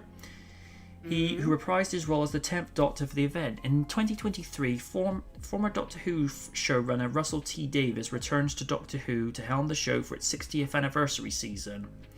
We don't know who the Doctor will be in that season, since Jodie Whitaker's successor hasn't been announced. Could Smith make a return? Please do. As Tennant did for his milestone Doctor Who celebration in a guest star capacity. CNET put that question to Smith. His response suggested that he was unaware that plans were even in works for the 60th anniversary celebration. It's early days and Smith seems excited by the idea of Davies returning, but he hasn't heard anything about coming back. Like who knows? Smith said of the possibility of his return. I mean, look, I'm pleased Russell's back. I think he oversaw one of the great 10 years of Doctor Who. He's a great guy, he's a brilliant writer. I think he manages to get in the cultural zeitgeist, which is what the show needs to do. It's an exciting move for the show, so I'm sure one of his scripts would be just brilliant. I haven't heard, and no one's picked up the phone yet. Smith was the Doctor under Davies' successor as Doctor Who show frontrunner Stephen Moffat. Seeing him perform Davies' script would surely be exciting for long-time Doctor Who fans. I'm beyond excited to be back on my favourite show, Davies said in a statement announcing his return.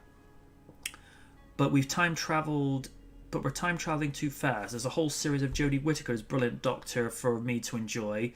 With my friend and hero Chris Chinball at the helm, I'm still a viewer for now.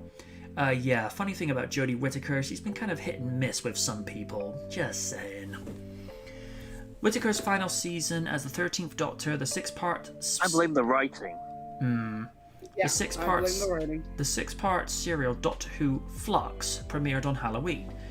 Its second episode airs today. Next year, Whitaker and Chinball return for 3 Doctor Who specials, including one celebrating the BBC's 100th anniversary. Yay! Interesting. Yes, it's monumentally exciting and fitting that Doctor Who's 60th anniversary will see one of Britain's screenwriting diamonds return home, Chinball said in a statement announcing Davies' return. Russell built the baton that is about to be handed back to him. Doctor Who, the BBC, the screen industry in Wales, and let's be honest, everyone in the whole world have so many reasons to be very excited indeed about what lies ahead. What do you think? Let us know in the comments. Doctor Who Flux debuts new episodes on Sundays on BBC America. Well, considering it'll be the 60th anniversary, with all the surviving Doctors coming back, it would make more than enough sense for Matt Smith to come back in.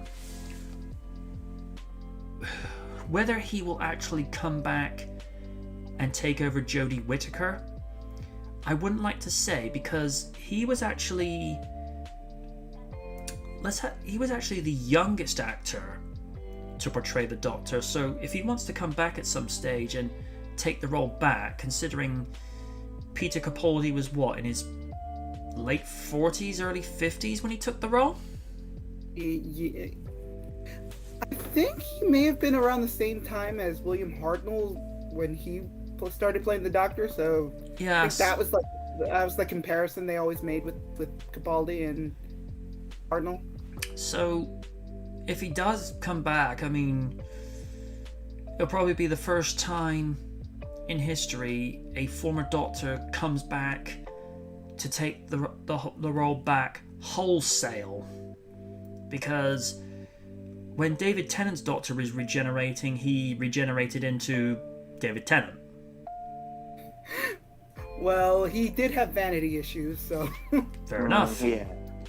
And for me, you know, I'm not a Doctor Who fan, but I did like Tennant's take on the character, because to me, he is the UK's answer to Jim Carrey.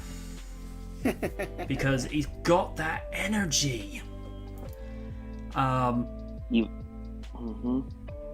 So it's hard to say. With Jodie Whitaker, from what little I've seen, I think she does okay. She's definitely got that that sort of whimsical appeal as the Doctor. I think some people blew things out of proportion when it was revealed that Capaldi was going to regenerate into Jodie's form, because here's the thing, Time Lords are a bit like Gozer. They can be whatever they want to be. So in that regard, I didn't have an issue with it. Some people blew things way out of proportion, including, I think it might have been collegehumor.com, so you can see where this is going. They apparently opened up a Doctor Who hotline for people to pour in their sightings. Yeah, their disgust and their stress over the fact that Doctor Who was now being played by a woman. It's just like, if this was, say, Captain Scarlet, suddenly having like a gender bent issue where the character had been male for so many decades and then is all of a sudden female, I could sort of get that point. But then you have Lieutenant Green, you have the Angels, and you have Lieutenant, and you have Captain Ochre, who's female. So I didn't really see the whole reason to be bang out of shape about that. So that's neither here nor there. But I don't know how long this special would be, and this is just purely my 2 cents. Make it a 3 to 4 part special, milk it within reason to, where everyone's favourite surviving Doctor will get everything that they ever wanted. I mean, obviously, we're not going to see John Hurt, John Hurt's War Doctor, come back, because unfortunately the actor is no longer with us.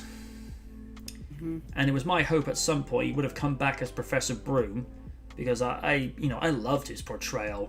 He has that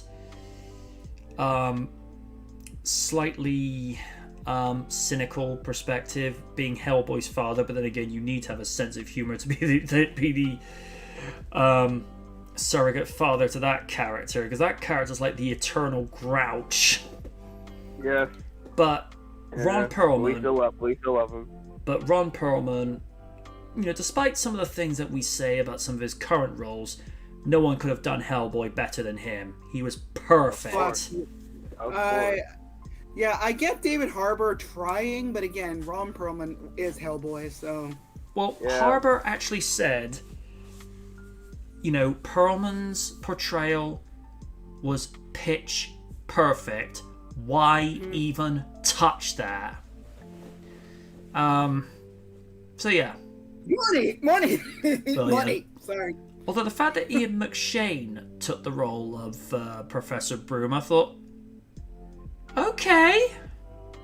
And I'm actually glad to see him get work again as well, because he's a good actor. Because I think some of the more modern roles he's done, because he played Blackbeard in Pirates of the Caribbean, and obviously Professor Broom, as we mentioned, but he was also the mechanic in Death Race to Frankenstein.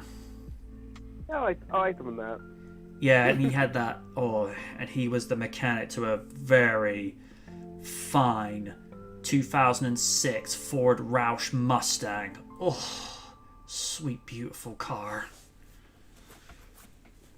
And of course, they pointed out suggestions about Tyrese Gibson's character. This is like, guys, why have you got to go there? They made like suggestions saying that his character is a little on the flamboyant side just because he chose to wear Hawaiian shirts. It's like, so what does that say about Ace Ventura? But then again, Jim Carrey can get away with doing that because he's Jim Carrey. So yeah, if Matt Smith's back, even if it's just for a one-off special, and can I just say with regards to some of his movie casting choices, he needs to get a better agent because he didn't do so well in Genesis, and some of the other movies he's been in, they've not done very well at the box office. Yeah, I really hope that he does well in Morbius. I really do, but I don't see that happening. And some people are getting on Jared Leto's case, saying, oh, it should have gone to a younger man. He's 50. He's too old. I was like, look, if you're Jared Leto and you look like you're 35 when you're 50, are you going to complain? Maybe he's an actual vampire. Ever think of that? Let's just hope he doesn't glitter in the sun. No. No, gross. I mean, if it's done like this sort of vampire lore that was done in Moonlight with, I keep forgetting this actor's name. Alex O'Loughlin? Thank you. If it's done in that lore to where sunlight doesn't kill them, but it just weakens them, and the only way to kill them is either through fire or a silver bullet, which I raised a few eyebrows when I saw that originally. I'm like, ain't that for werewolves? But then when they explained silver like a holy cross, I'm like, okay, now I get it. Even I knew that from Blade too. Yeah. But if it's done in that lore to where it's done with when I say a healthy sense of realism, like not making it over the top gritty realism, like what if Christopher Nolan did a vampire movie? Don't ever give him ideas. But it was done in a sense. I'd watch it. But it was done in a sense whereby it's fantasy, but you have that suspension of disbelief to take it seriously but be entertained. And all they did with regards to vampire prosthetic makeup was just contacts and fangs. Although I found it a little bit weird that whenever vampires roar, they sound like velociraptors from Jurassic Park. Don't believe me? Go watch the series and you'll be like, what? Because there is one point where you hear like a velociraptor scream. Picture the scene from the first movie where it's like that really long, high-pitched squeal when Ellie's trying to get away from the circuit breaker box. That's what vampires sound like when they're roaring. I don't get it. I don't want to get it. But if it's done in that way, not a problem. Although on the subject of Christopher Nolan, I remember reading this from a comments section on YouTube the other day. The Incredible Hulk TV series was done in a very realistic way, as if, what if Christopher Nolan had done the TV series like that? Because it was all done with realism, to where Banner's actually carrying a demon inside of him. And I'm like, never thought about it that way. So, but yeah, at the same time, Nolan making a Batman, like a Dark Knight take on the vampire story, it's intriguing, but it's also scary because it's like, yeah, you'd run with it too much. Steve, your thoughts on Matt Smith possibly returning? It's very much a possibility, although seeing all it's going to be difficult trying to get some of the other Doctor Who actors because Christopher Eccleston, though he's doing audio dramas for Big Finish, he made it very clear that he's not keen on returning to do any filmed TV specials or anything else, considering his time as the Doctor was a bit hectic behind the scenes. That would explain why he regenerated only after one season. Yeah, it was. I think it was mainly to do with he ended up butting heads a lot with the producers behind the scenes, mainly because they did not have a clear focus for what the show would be at the time, which is why some of the episodes were a bit all over the place.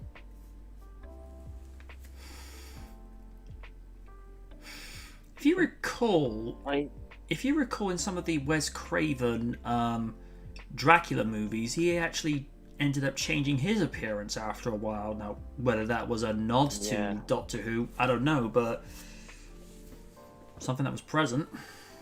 Mm-hmm. I know for a fact that David Tennant said he's very much on board with coming back for one of the specials along with Jodie Whitaker. So that's two possible Doctor actors narrowed down. As to in terms of if anyone else, maybe if it were possible, maybe one or two of the classic Doctors maybe have an appearance, like David Davis. I would say like Paul McGann. Oh yeah, that US TV special he did back in the mid-90s. Mm-hmm. As well as Night of the Doctor for the 50th anniversary, because he's one of the Doctors who, even though he was in it for like one special, he made his name in the Big Finish audio dramas, and I think it would be great to see him come back on screen to play the Doctor, even if it is for maybe a bunch of anniversary specials. Just so he could get more screen time to put his name up there with the greats. All right. And to our own Doctor Awesome Lydia, your thoughts?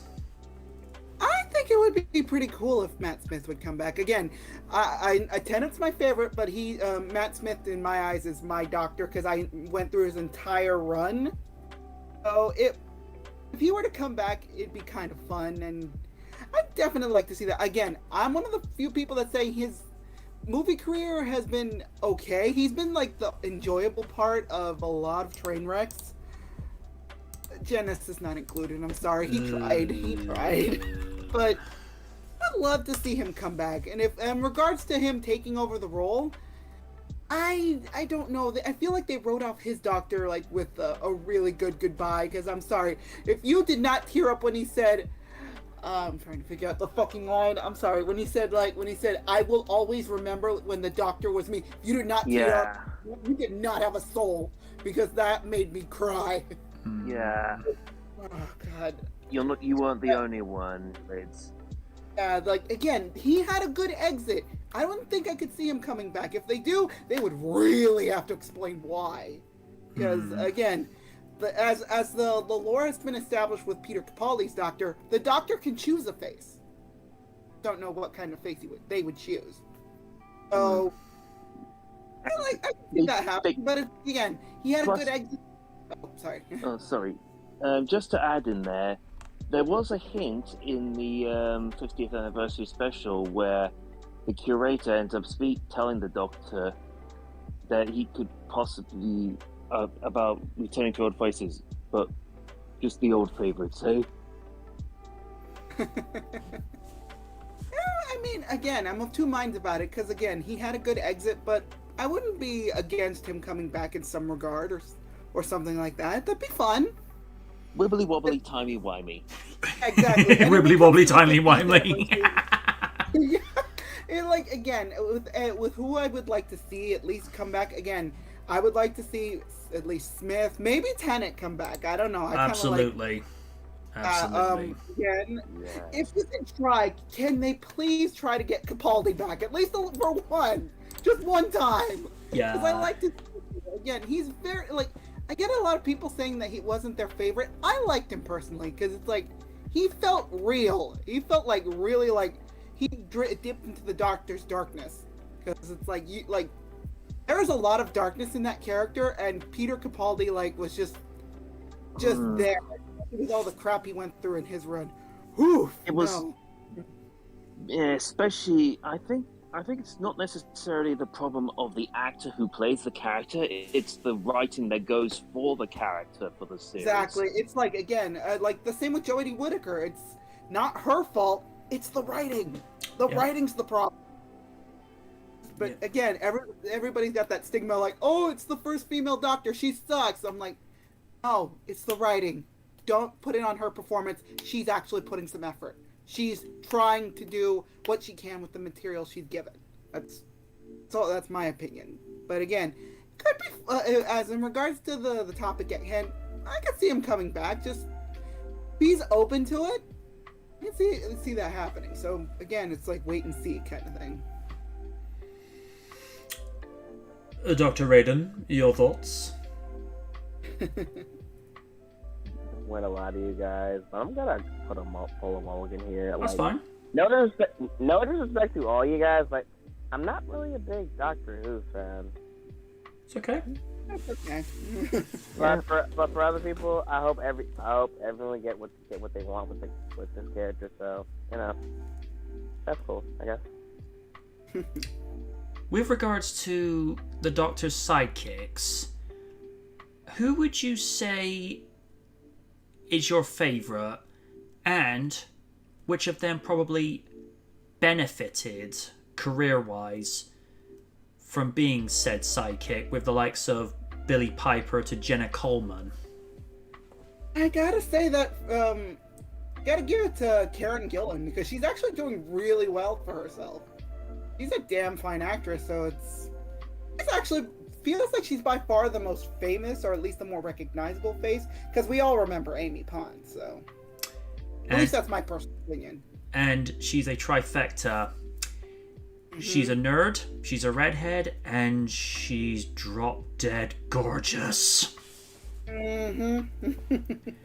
Because she was like doing like an unboxing video of like a Thanos gauntlet, and someone put in the comments section, she's the perfect type of girlfriend. She's an absolute dork, and I love it. And also, she has balls, too. She even shaved, like, for the first Guardians movie, she shaved her head. She did. So that she can play Nebula properly before realizing, oh, we could just put a bald cap on your head. It's like, but again, that's commitment. And that is commitment. She's one of the very few British actresses that's able to do an American accent convincingly. Yes. If you've heard her in the Jumanji movies, you cannot tell that she has a Scottish accent if you've actually heard it. So it's like, holy shit. Although with her as I know you just already said her name. Nebula? Thank you. It's a very stoic and very slow type of accent, so you could be forgiven for thinking, maybe it might have just been like a very sort of transatlantic accent to where it's neither American nor English. But as you say, you hear her in these other projects where you can clearly hear that it's not a Scottish accent. But to be fair, she trained well.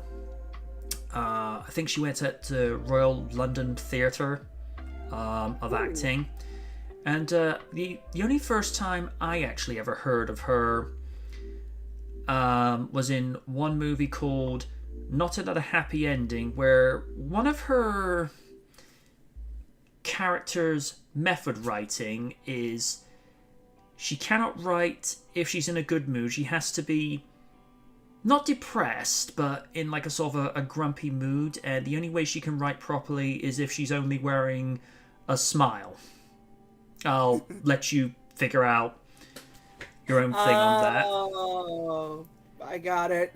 But the fact that she had, and I'm going to choose my words carefully here, the fact that she had the courage to be able to do that on screen and act competently without cringing, because I know some actors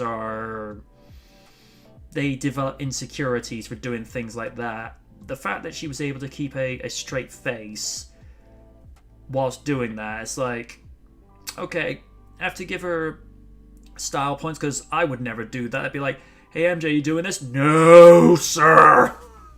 It's like, I have enough issues without doing that. I'll do it. No, you won't. No one needs to see that. Well, Liz might, but I don't personally need to see it. No offense, Liz.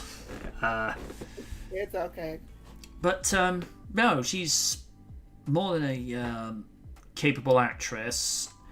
I lean a little bit more to Billie Piper, only because I saw more of her performance throughout the show. One of my particular favourite performances was the episode of The Werewolf and Queen Victoria, in the episode where they're in Scotland, because you got to see Billie really sort of extend her range. Because keep in mind, at the time she ended up starring in the first season of Doctor Who, she was making the transition away from being a pop star into an actress, and you could tell the talent was there, but it was only once they got to like the second and third season you could see she was really progressing. And she, you know, I don't really know what sort of stuff that she's done recently. I know that she did this rather suggestive series called Belle de Jour, The Diary of a Call Girl, which I've only ever seen clips of. And I remember watching that. She, I got the impression she enjoyed herself a tiny bit on that. Fair play to her, to dive into that sort of role, but I wouldn't watch the whole way through because it's not my cup of tea. Believe it or not, she actually in one episode. She actually starred alongside Matt Smith. Oh, really? Yeah. Huh. Of course, another one that's really elevated her game is Jenna Coleman. Because most people will remember her as the girl that had a love triangle between one of the Dingle daughters and even Kane Dingle. Yeah, less you know about that, the better. But then she moved on to, like I say, doing Doctor Who, and then she did that awful 2012 miniseries of Titanic. Oh, jeez. I mean, that sounds terrible. Well, I have to put it this way. Production value with regards to sets, cinematography, it looked fine. The writing and the dialogue and the delivery was so wooden that Troy Tempest from Stingray would make a better performer. And the joke being because he's wooden, but he would give a better performance. And I've just spoiled the joke. It's okay. So, okay, listen. I mean, I know Stingray. Steve knows Stingray. Mm-hmm. A lot of people don't. That's the way I see it. Wow. Oddly enough, she would actually go to do a voice guest appearance on the season 2 episode of Thunderbirds Are Go with Earthbreaker as the character Baines, and another situation of a British actress but putting on a convincing American accent. Mm-hmm. And if most people will recall, that was the episode where it was incorporating elements from the original Thunderbirds episode, Terror in New York City. Although if that episode was being made today, it would probably just be renamed to something in New York, but because Terror is considered a bit of a taboo word. Not fly nowadays. No, but to be fair, the original episode was made way back in 1965, so they didn't have like a viewing globe to the future to see what would take place in 2001, because that was some 36 years in the past, so they didn't know that was going to happen. But again, hindsight being what it is, if it was made today, they would rename that title. They probably call it like, I don't know, The Underground Rescue in New York or something to that effect. And it was the episode where Thunderbird 2 ended up getting shot down by the Navy Strike Force and to be fair, this is where Derek Meddings comes into his own as a miniature special effects maestro. The fact he took probably a small model but made it look like it was actually being shot down out of the sky, and for the viewer to be so emotionally invested in that. I don't think the 2015 series replicated it as much as we would like, but it did what it could, considering it was operating on a 22-minute format.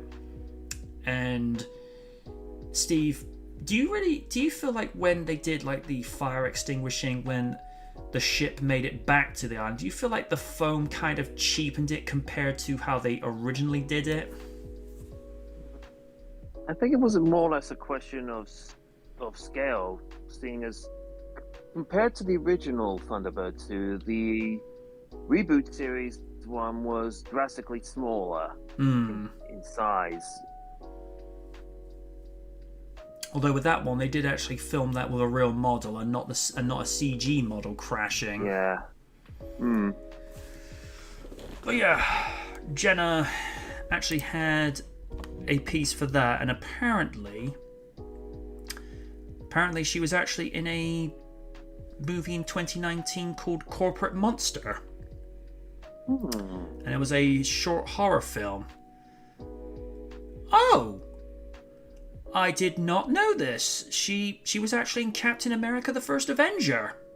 She was. Oh? Yeah. Connie, was she the one that was flirting with Steve before Peggy Carter came around the corner? No. That was a completely different actress. She was actually appeared in like in the first scene in the movie where at the World's Fair, she was basically Bucky's date. Oh, I did not know that. I'm gonna have to go back and rewatch that later. Yeah. Okay. This is something I have been thinking about for a while. But one movie themed project I'm thinking about doing at some stage is doing a chronological movie review series from the first Avenger to Endgame. Ooh, that would be fun. And here's the thing also. Some movies I'm going to be specifically overseeing because, I'm more invested in stuff like, the Iron Man movie series and probably, I know people crap on the 2008 Incredible Hulk movie, but in terms of a comic book accurate representation of the character, it's probably the best one that we've seen on the big screen because Hulk 2003 tried, but it's just, ugh. You do realize the movie after First Avenger is Captain Marvel. If we're going in chronological order, that's the next movie.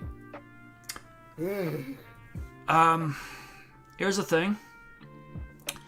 If someone wants to take the bullet and, watch that movie and submit a script to me, heck, I'll go one better. Mm-hmm. If someone wants to, submit the script with voiceovers and video recorded footage, I'll edit it and put it together. Because with God, if I had the equipment, I would do it. No. Well, like I say, I will get people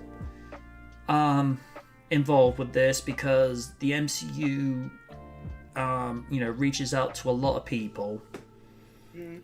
But I'm going to do that in a similar way to what I've done with Jurassic Park, and probably the one I'm most proud of in terms of production and just the rewatch value, from my perspective at least, when I did the retrospective for Back to the Future Part 2.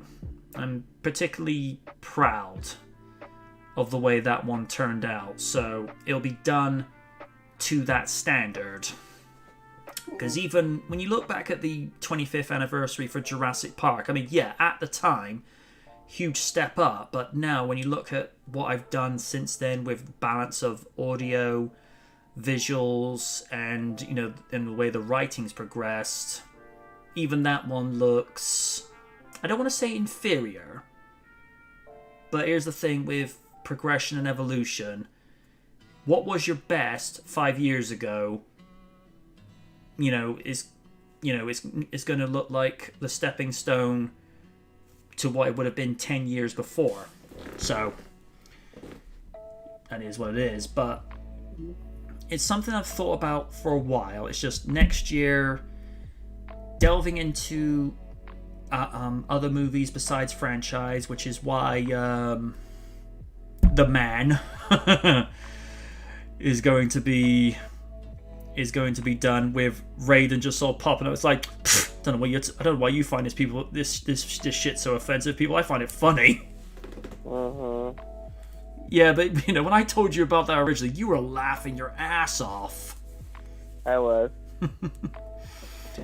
Whereas me and Liz are like pulling on our shirt collars, Simpson style, like, nope, no touchy. Even Oni would be like, yeah, I'm not touching that with a 10-foot flagpole. But yeah, it's something I have been thinking about doing. It's just a question of putting bits and pieces together and then seeing what comes about that. So yeah, I'm going to be looking at First Avenger a little bit later, because wow, I did not know she was in that movie. Let's see. I think we're going to be having a situation now where Ms. Scarlett Johansson is going to be regretting some of her legal choices. New Marvel movie currently dominating every streaming service, including Netflix. Ooh. Never underestimate the power of an Avenger. Marvel Studios released Black Widow in theaters and on Disney Plus at the same time earlier this year, but the streaming version of the film cost subscribers an extra $30 with Premier Access. I don't care if it was on that. I'm not paying $30 to just to see a movie.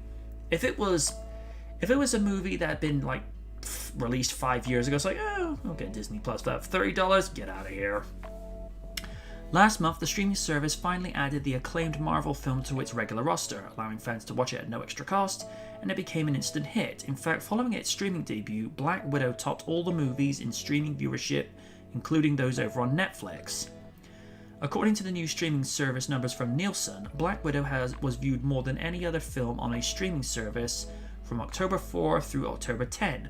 Over the course of that week, Black Widow has streamed for a total of 616 million minutes. Wow. The Guilty, a Netflix original thriller starring Jake Gyllenhaal, came in second that week with 445 million minutes streamed. These streaming numbers are usually dominated by Netflix titles, and this week's edition was no different, save for Black Widow topping the top spot. 7 of the top 10 movies on the list were on Netflix, with only Black Widow, Hocus Pocus, and Cruella breaking through for Disney+. Other Netflix films on this list include Titanic, because obviously that was with Fox originally, My Little Pony, A New Generation. Double Toasted had fun with that the other week. There's Someone Inside Your House, better get out then. Something Borrowed, The Holiday. Oh, The Holiday's a great movie. And Premonition. The MCU remains the most popular entertainment franchise around. I don't know, Jurassic Park franchise begs to differ.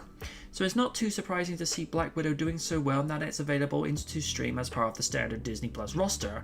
Shang-Chi and the Legend of the Ten Rings, Marvel's second feature film in 2021, is being added to Disney Plus on November 12. Of course, that was the day that Marty McFly went back to the future that day.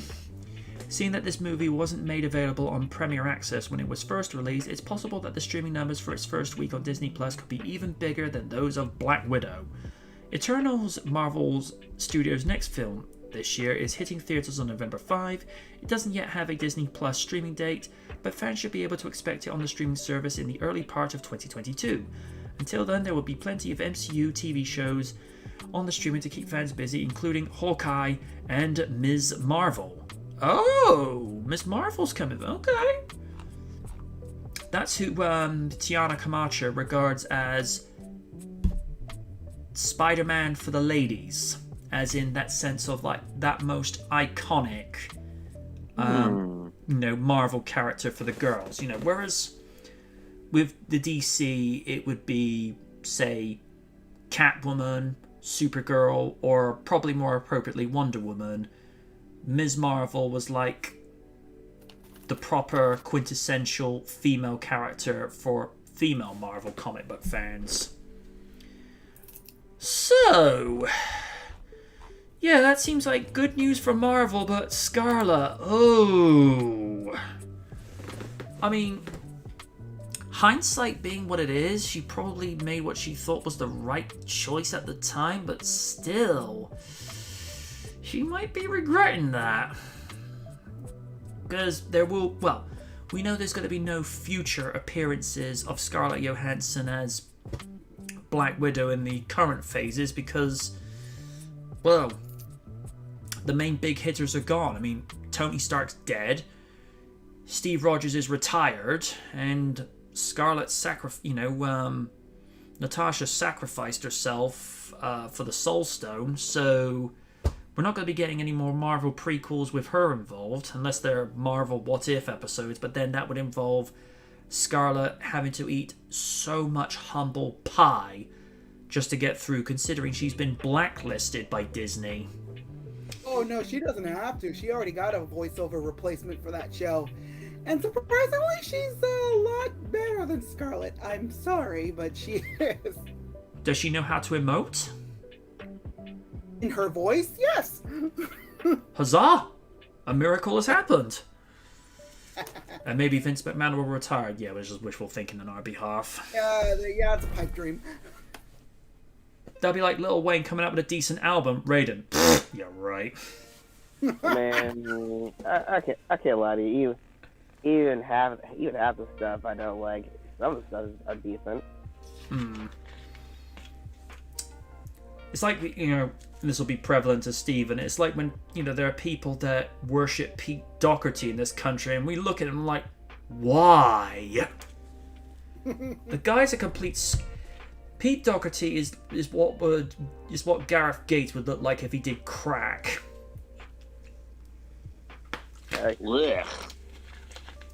And Kate Moss was dating him at the time. I'm like, okay, Kate, I'm not your biggest fan. Nothing against you personally, but you can do so much better.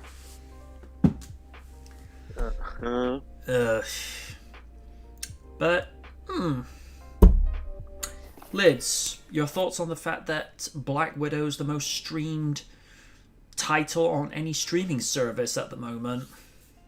I mean, there is a phrase that goes along with this. Don't bite the hand that feeds you, Scarlett. I'm sorry, just... You done goofed. You made a point about that actors should get at least some residuals from streaming services, but you came along with that a little too quickly, and now it's coming back to bite you in the ass because you've basically been blacklisted.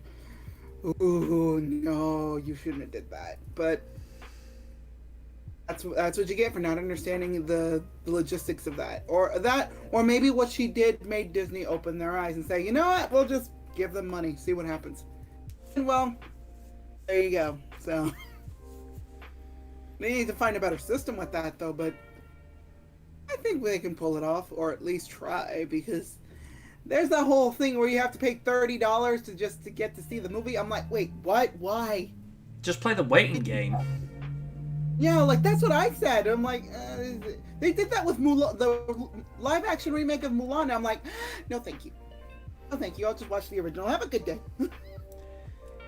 See, if it was an extra $5, I'd say, okay, fair enough. But 30? No. Mm.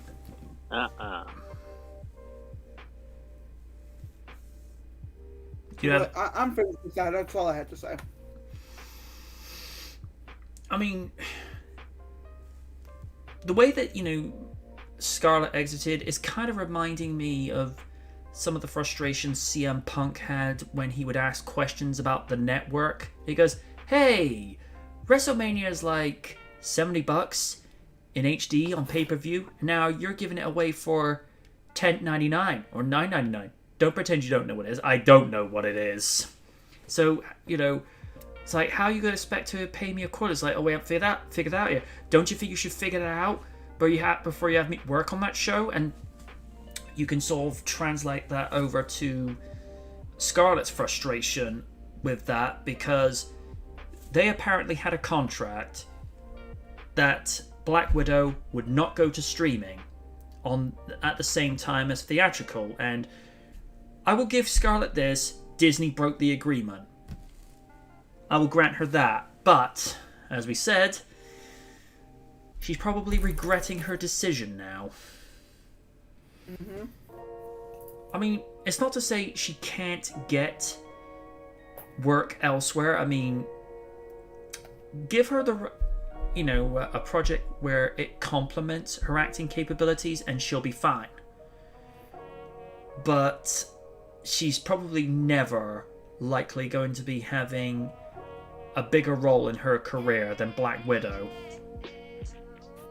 I could be wrong, but at the same time, she did fine before Black Widow. She'll probably do just as fine without. Maybe. I don't know. Stephen, your thoughts? Well, the thing is with viewing figures, especially from streaming services, is that it takes a while for the whole process to get the final figures out in the open, as it were. So, in hindsight, I think Johansson was right in some respects, but it's the fact that we don't know how far in advance how successful the movies are going to be on streaming services immediately. Hmm. And it's only now that we're seeing that she may have done a little bit of a faux pas there, but in hindsight, we weren't to know that for sure.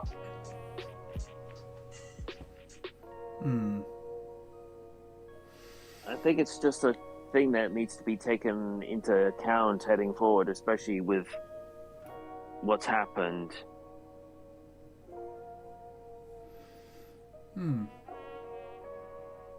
Alright. Raiden, your thoughts?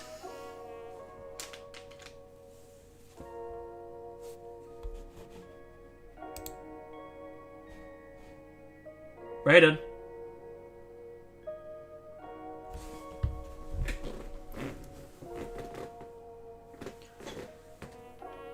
Oh dear, we're going to be having another one of those situations. Ah, now I hear you, Lids. I'm still here. Raiden. Raiden? Ah, there you are. Hold on. Your thoughts on the fact that Black Widow is the most viewed title on any streaming service at the moment, and do you think Scarlett's probably regretting her decision right about now? Listen, she did what she had to do to protect herself at all times. And for Black Widow, I respect that it's going with, even though I hear that Taskmaster reveal was doo-doo butter. But, yeah, it's cool. Yeah, I mean, she's a grown woman. She's She know what she said. She know what she did. She gotta live with it. So, hey, at least she's happy that Black Widow's still doing well after being released. So, there's that. So, yeah, I think that's all. It don't matter. Alrighty. And I think that's probably where we'll leave it for this week. Thank you for everyone that tuned in for this week. And just as a reminder, Sunday Night Live will be back on at the time of 6 p.m. UK time because, hey, the vacation has to come to an end sooner or later. So, be back at the regular time. The time when it will revert back to 9 p.m. probably won't be until late April, early May at this point in time. So, you know, it is what it is.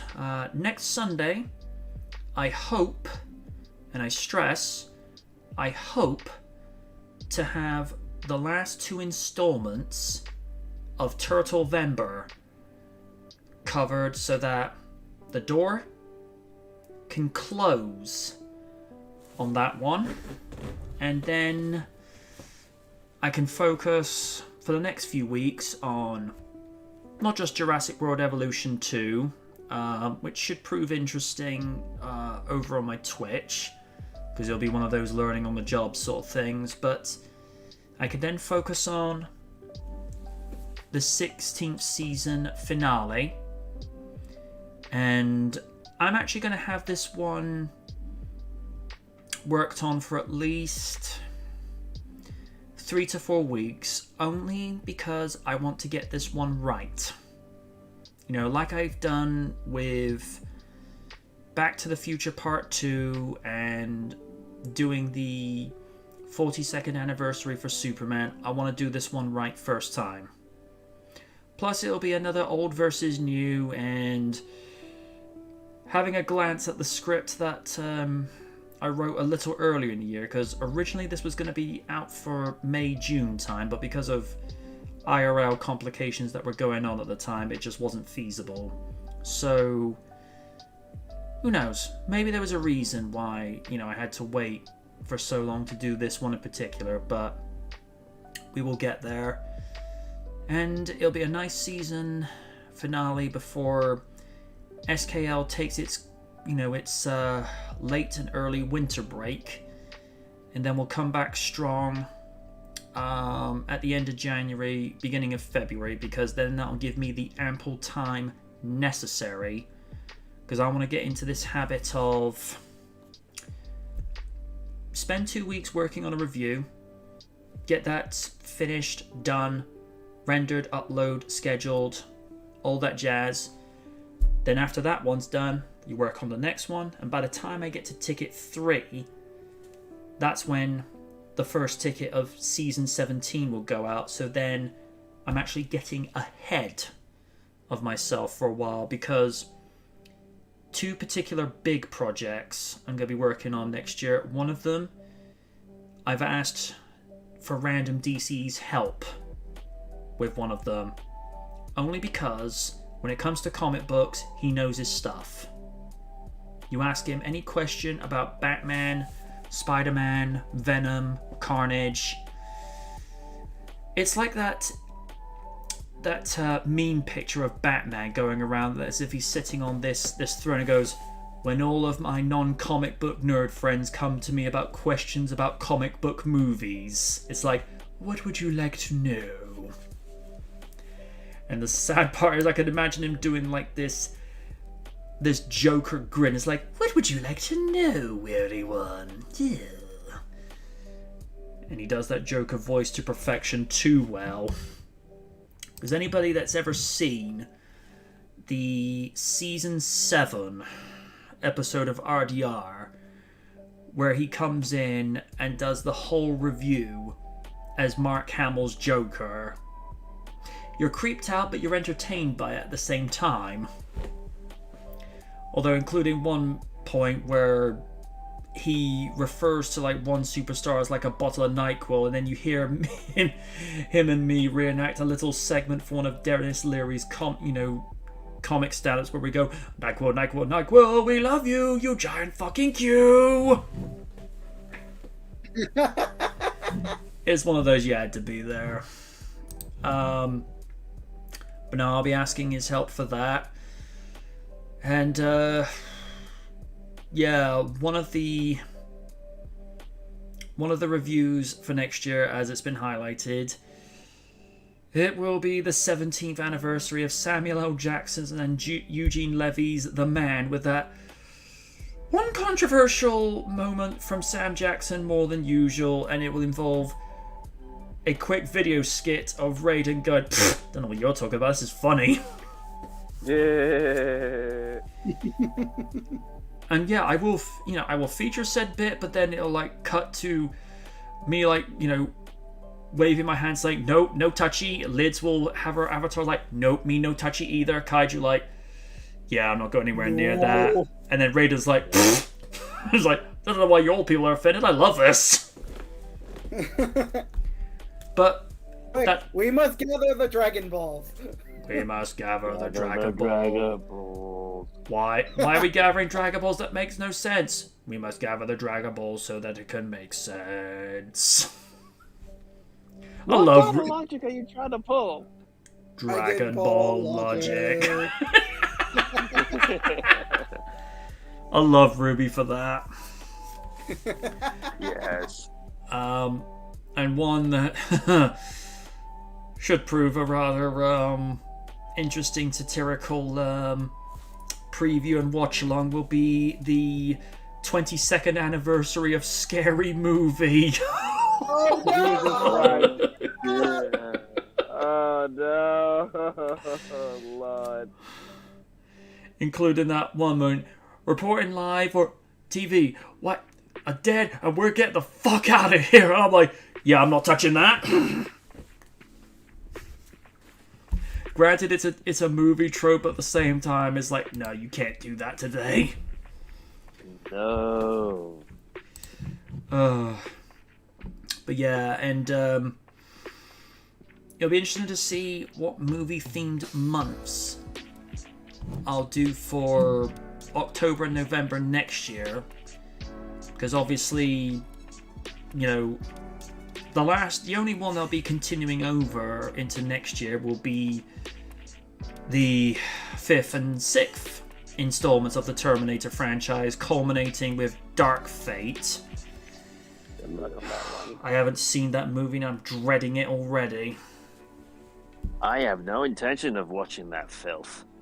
I unfortunately have no choice. I'll find a way of getting through it, but from You're what a braver man than I, sir. Well, Raiden said the same thing about me going back to go through Salvation again. Oh, yeah. But, hey, if I can get through Iron Man 3, Jurassic Park 3, and at some stage I'm probably likely to go through Spider-Man 3 again. Good Lord, help me. Yeah. Differences with Spider-Man 3 and the other two movies of their third respective series, they weren't trying to push social political agendas. Nah, it was just bad. No, with Iron Man 3, it was... I think that's all you need. The movie was bad, it didn't have any narratives, it was just bad. Here's the thing, with some of those movies, you could see the ideas they were pushing for, but... Oh yeah, of course. But with Jurassic Park 3, and particularly with Terminator Salvation, some clever ideas in there, but they don't do anything with them. Yeah. And at some stage, if I ever, get the time to do this, I probably will do a retrospective on Camp Cretaceous, because I'm really looking forward to what they've got coming up for Season 4. Especially with that teaser image. Yes. But they're saying that it might not be Isla Sorna, it might be Isla Muertes, or whatever Site C was called. And there's somebody that keeps asking me this, from time to time is like, when is your next Thunderbirds video coming up? And I'm going to address this objectively, but diplomatically. At the moment, I just don't have the time nor the motivation to do anything new with the 2015 series, because the 2015 series is been and done. You know, we know now there's nothing new of it coming out, because according to you, Steve, they've dismantled all the sets. Everything's done. And with regards to the original series, I'd have to find some very unique motivation to come back into that series and be able to do a retrospective, you know, episode by episode review of said series, because those are 32 episodes, all at 47 minutes to 50 minutes each, depending on what they're able to cram in. So it's going to be a lot to try and get in with that. And at the end of the day, if you're not feeling it, you know, it's going to come across as contrived when you try to do it, because if the passion's not there, it's going to show. You know, with SKL, real features, and what I do on Twitch, that is my passion at the moment. You know, it's what I love to do. If at some stage I find a means of reigniting the spark, I will actually get back to Nightwatch and finish off the 3rd season, covering the remainder of season 2. Though if anyone's ever seen Mouth of the Snake and the backdoor pilot to Code of Vengeance, they'll know why I've been avoiding it, because it's part of season 2 that nobody likes to talk about from the original Knight Rider series. I don't know. You got to keep in mind, going into early 2018, I was doing Nightwatch, Real Features, Ask the Night, and Sunday Night Live. I was producing and of course, After the Storm, that's so many shows to deal with. But because I started incorporating editing elements that actually sharpened and refined the audio and visuals for what I was doing, they took longer to render. And keep in mind, I work full time as well, so there's only so much time I'm able to delegate to each specific series. Now, I would love at some point to get back to Ask the Night. The problem is, and you know, even I say this, you know, at one point in one of the episodes, look, I don't want to keep doing these sort of episodes where it's a viewer special. A viewer special should only be something that happens every 10 to 20 episodes. So, like, for the sake of discussion, if I ever made to the 300th episode and Raiden had 3 questions, I'd make it a Raiden special. But the problem was, some people were unintentionally abusing the system to where say, oh, I've got more questions for more episodes, and then like, and you get to 3 to 4 episodes where they're all questions from Dan. Now, I'm not denoting Dan, but when I go and highlight that the series is going to go away until I get new people asking new questions, you know, it kind of takes away, you know, some of the appeal of the series. I mean, it'd be like, let's just say Lids has a Q&A series called Ask the Awesome One, and some like 10 episodes in, they're 3 episodes with only asking questions. You'd go and say, yeah, I'm going to pull this away for a while. This is getting boring. I'll pull this away because it's like, honey, just call me. What are you doing? Yeah. So, that is the reason why there hasn't been any new Thunderbirds material on the site, because I think the way that season 3 of Thunderbirds Are Go and with After the Storm was wrapped up, it was wrapped up the way, you know, that way the best I could, and ending that little tidbit at the end where Steve had actually gotten a soundbite of Rasmus Hardiker voicing both Scott and Alan saying, "Hey MJ Knight, heard you like the show," which, you know, here's the thing. I never asked Steve to get that, but he went and got it anyway. Thank you very much. You're welcome, MJ. Anything for a good friend. Thank you. So no, that's why there's no new stuff for Thunderbirds, because, again, I don't have the passion for it at the moment, and you can't force somebody to have the passion for something they don't feel. I mean, this is why RDR went away again, because from 2011 to 2014, that's probably the most amount of fun with regards to wrestling I've had with Oni, Weavile, L-Man, and Jay Seeker. And he had the responsibility of covering TNA. God bless that man. But L-Man, he made it fun. It's like, ooh, TNA, yes. Let's delve into the horrors. Like, you enjoy this too much. I know.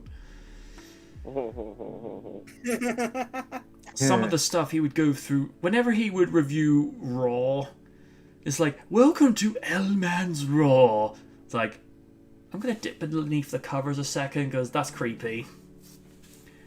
And Oni would hate it whenever we would do our Money in the Bank cash-ins and say, oh no, I'm doing Raw this week. Why? I saw SmackDown last night and it felt like Victory Road 2011. And he's like, and he'd be like, no, I'll do Raw. It's like, yes, but you didn't want to do Raw last week. I know. It's like, and Elmas goes, let him do Raw. And I was like, why? Well, for starters, he actually writes his own notes. So imagine, here's the thing. Oni writes his own stuff for the Arcade Room and the WrestleMania retrospective, but whenever it was Raw, he would just get notes from WrestleView. Now, I've said to him time and time before, you are capable of writing stuff, you just choose not to. And that's not me narking on, that's just me telling it like it is. You know, I would always write my own stuff for Raw because I always felt like, let's put it this way.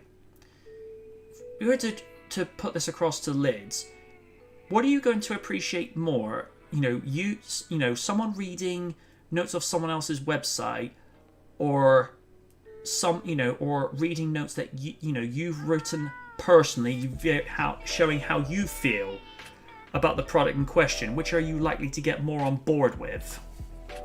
I would say the handwritten notes from your perspective, because if I'm going to take notes, I'm going to take notes. I'm not going to read something that was off a website unless I have to.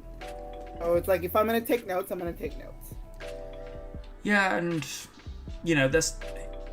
Because if it was only, hosting, say, for WrestleMania 34, like when we get to the Fatal 4-Way match involving Orton, Rusev, Bobby Roode, and Jinder Mahal, I go down the list saying, one is a champion that is a legend that you could mirror with the likes of Shawn Michaels and Triple H. Bobby Roode is a man trying to make his own mark in his career, and Rusev Day is super over with the people. The fourth is Jinder Mahal. I go and say things like that because I say things from my perspective. Because I just feel like the viewer is going to be more intrigued with and be more engaged with what you're saying if it's coming from your perspective and not something that was already pre-written by somebody else who's not going to have your perspective. And even, like I say earlier, even Oni admitted this. You know what? I'm actually going to go find that right now. Right. Raw down. Rebound. Next, season 2. Now let's see. It was around... Let me see. It was one where the image in question didn't look so great. So let's see. No, it's not that one. Oh, hang on. It's in 4x3 square. Let me see. Right. Hang on 1 second. This is one of those, you have to see it to believe it. Hang on. Let's kill the beat a second. Right. I'm going to set it to 4245. Right. 4245. Oh boy. Right. A minute. This is one of those we didn't plan for this and it was just perfect. What time was it, did you say? Hang on. Oh no, I've suddenly gone back the other way. There's a timestamp in the comments and it's just at 42:45. Yes. Hilarity ensues. Okay, hold up. Okay, I'm at the timestamp. Here you go. Got it. My thing decided to buffer. Give me a minute. Sure. And, okay, and I am at 42:45. 3, 2, 1, play. Go into the files. He's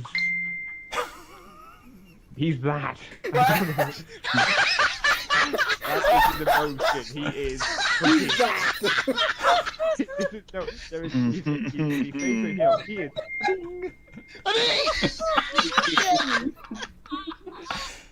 Leave it in! Let's leave that in! I'm not even saying he's facing him. That's what he is. If it's a ding, it's a face! If it's a buzzer, then he's a heel! We're going with that! Oh, jeez. Yep, he's a face. Who had the ding? Who had the ding? That was me. MJ, keep it! Get a fucking buzzer! Get a fucking buzzer! We didn't notice! Oh my god. It's just perfect! Oh my god! And if you don't think we do this scripted, We don't! We fucking pull notes from WrestleView! MJ does Rhizome notes, and so does A-Long when I pull mine from WrestleView, and it you now know the truth. Oh my god. We're fraud! We're the Five Brothers, apparently. We're fraud! Oh! Oh my yes. No! god. Okay. Alright. Let's get this out of the way. Eric... Me being a troll. It's going to be too long. Anyway, Eric Rowan versus The Big Show. Ugh. Big Show wins via choke slam. Big Show and Braun Strowman go face to face. Strowman kicks and punches Big Show, and does anybody care? No. Nope. Good. We're moving on. Titus O'Neil versus Tyler Breeze. Huh. Well, Tyler Breeze kept his entrance. Oh! Yeah, I think we'll stop there. Alright, what the hell? Uh, Oh, Jesus Christ. Yeah, like I said, that was completely unplanned, but it just hit the numbers perfectly. Ugh. Yeah. Still need to get round to some stage doing a retrospective for RDR because this past August it was 10 years to the day since the very first match of RDR went out. And if you ever go back to listen to that, compared to how RDR was, say, in Season 6, Season 5 and Season 6, I think we were at our strongest because we knew what we had and what we could do with it. But the first one, we were all over the place. Love to do a retrospective for that at some stage, but it's finding the time to do it. And Lid, you know as well as I do, Oni's incredibly busy these days. Oh yeah, absolutely. So yeah, it's something to do for a list of projects in the future. As to when we'll get round to it, I don't know. But I'd like to do it in a way whereby it's not just like a podcast, it's actually done like a proper documentary series and what have you, where, you know, we kind of reveal like where RDR started going wrong and where we just lost the love for the product, which is kind of an ongoing thing. But who knows? It's something to do for the future. And on that note, folks, we appreciate you staying tuned in for this evening, and I can end the poll. And so far, we've only had one vote with regards to whether SKL should move to Twitch, and that person said no. Are you sure? Because I'm pretty sure I voted yes, but okay. Oh, there's 2 votes, but yeah, they both said no. Huh. Oh, it was in the chat. My mistake. Yeah, you might have voted for one on the actual channel, so yeah, we'll see. It's something to talk about in the new year, but thank you to everybody that tuned in for this evening and those that are watching on the replay later. Until next week at 6 p.m. next Sunday, I have been the Knight, saying good night from the Night. Bye. Yeah. Take care.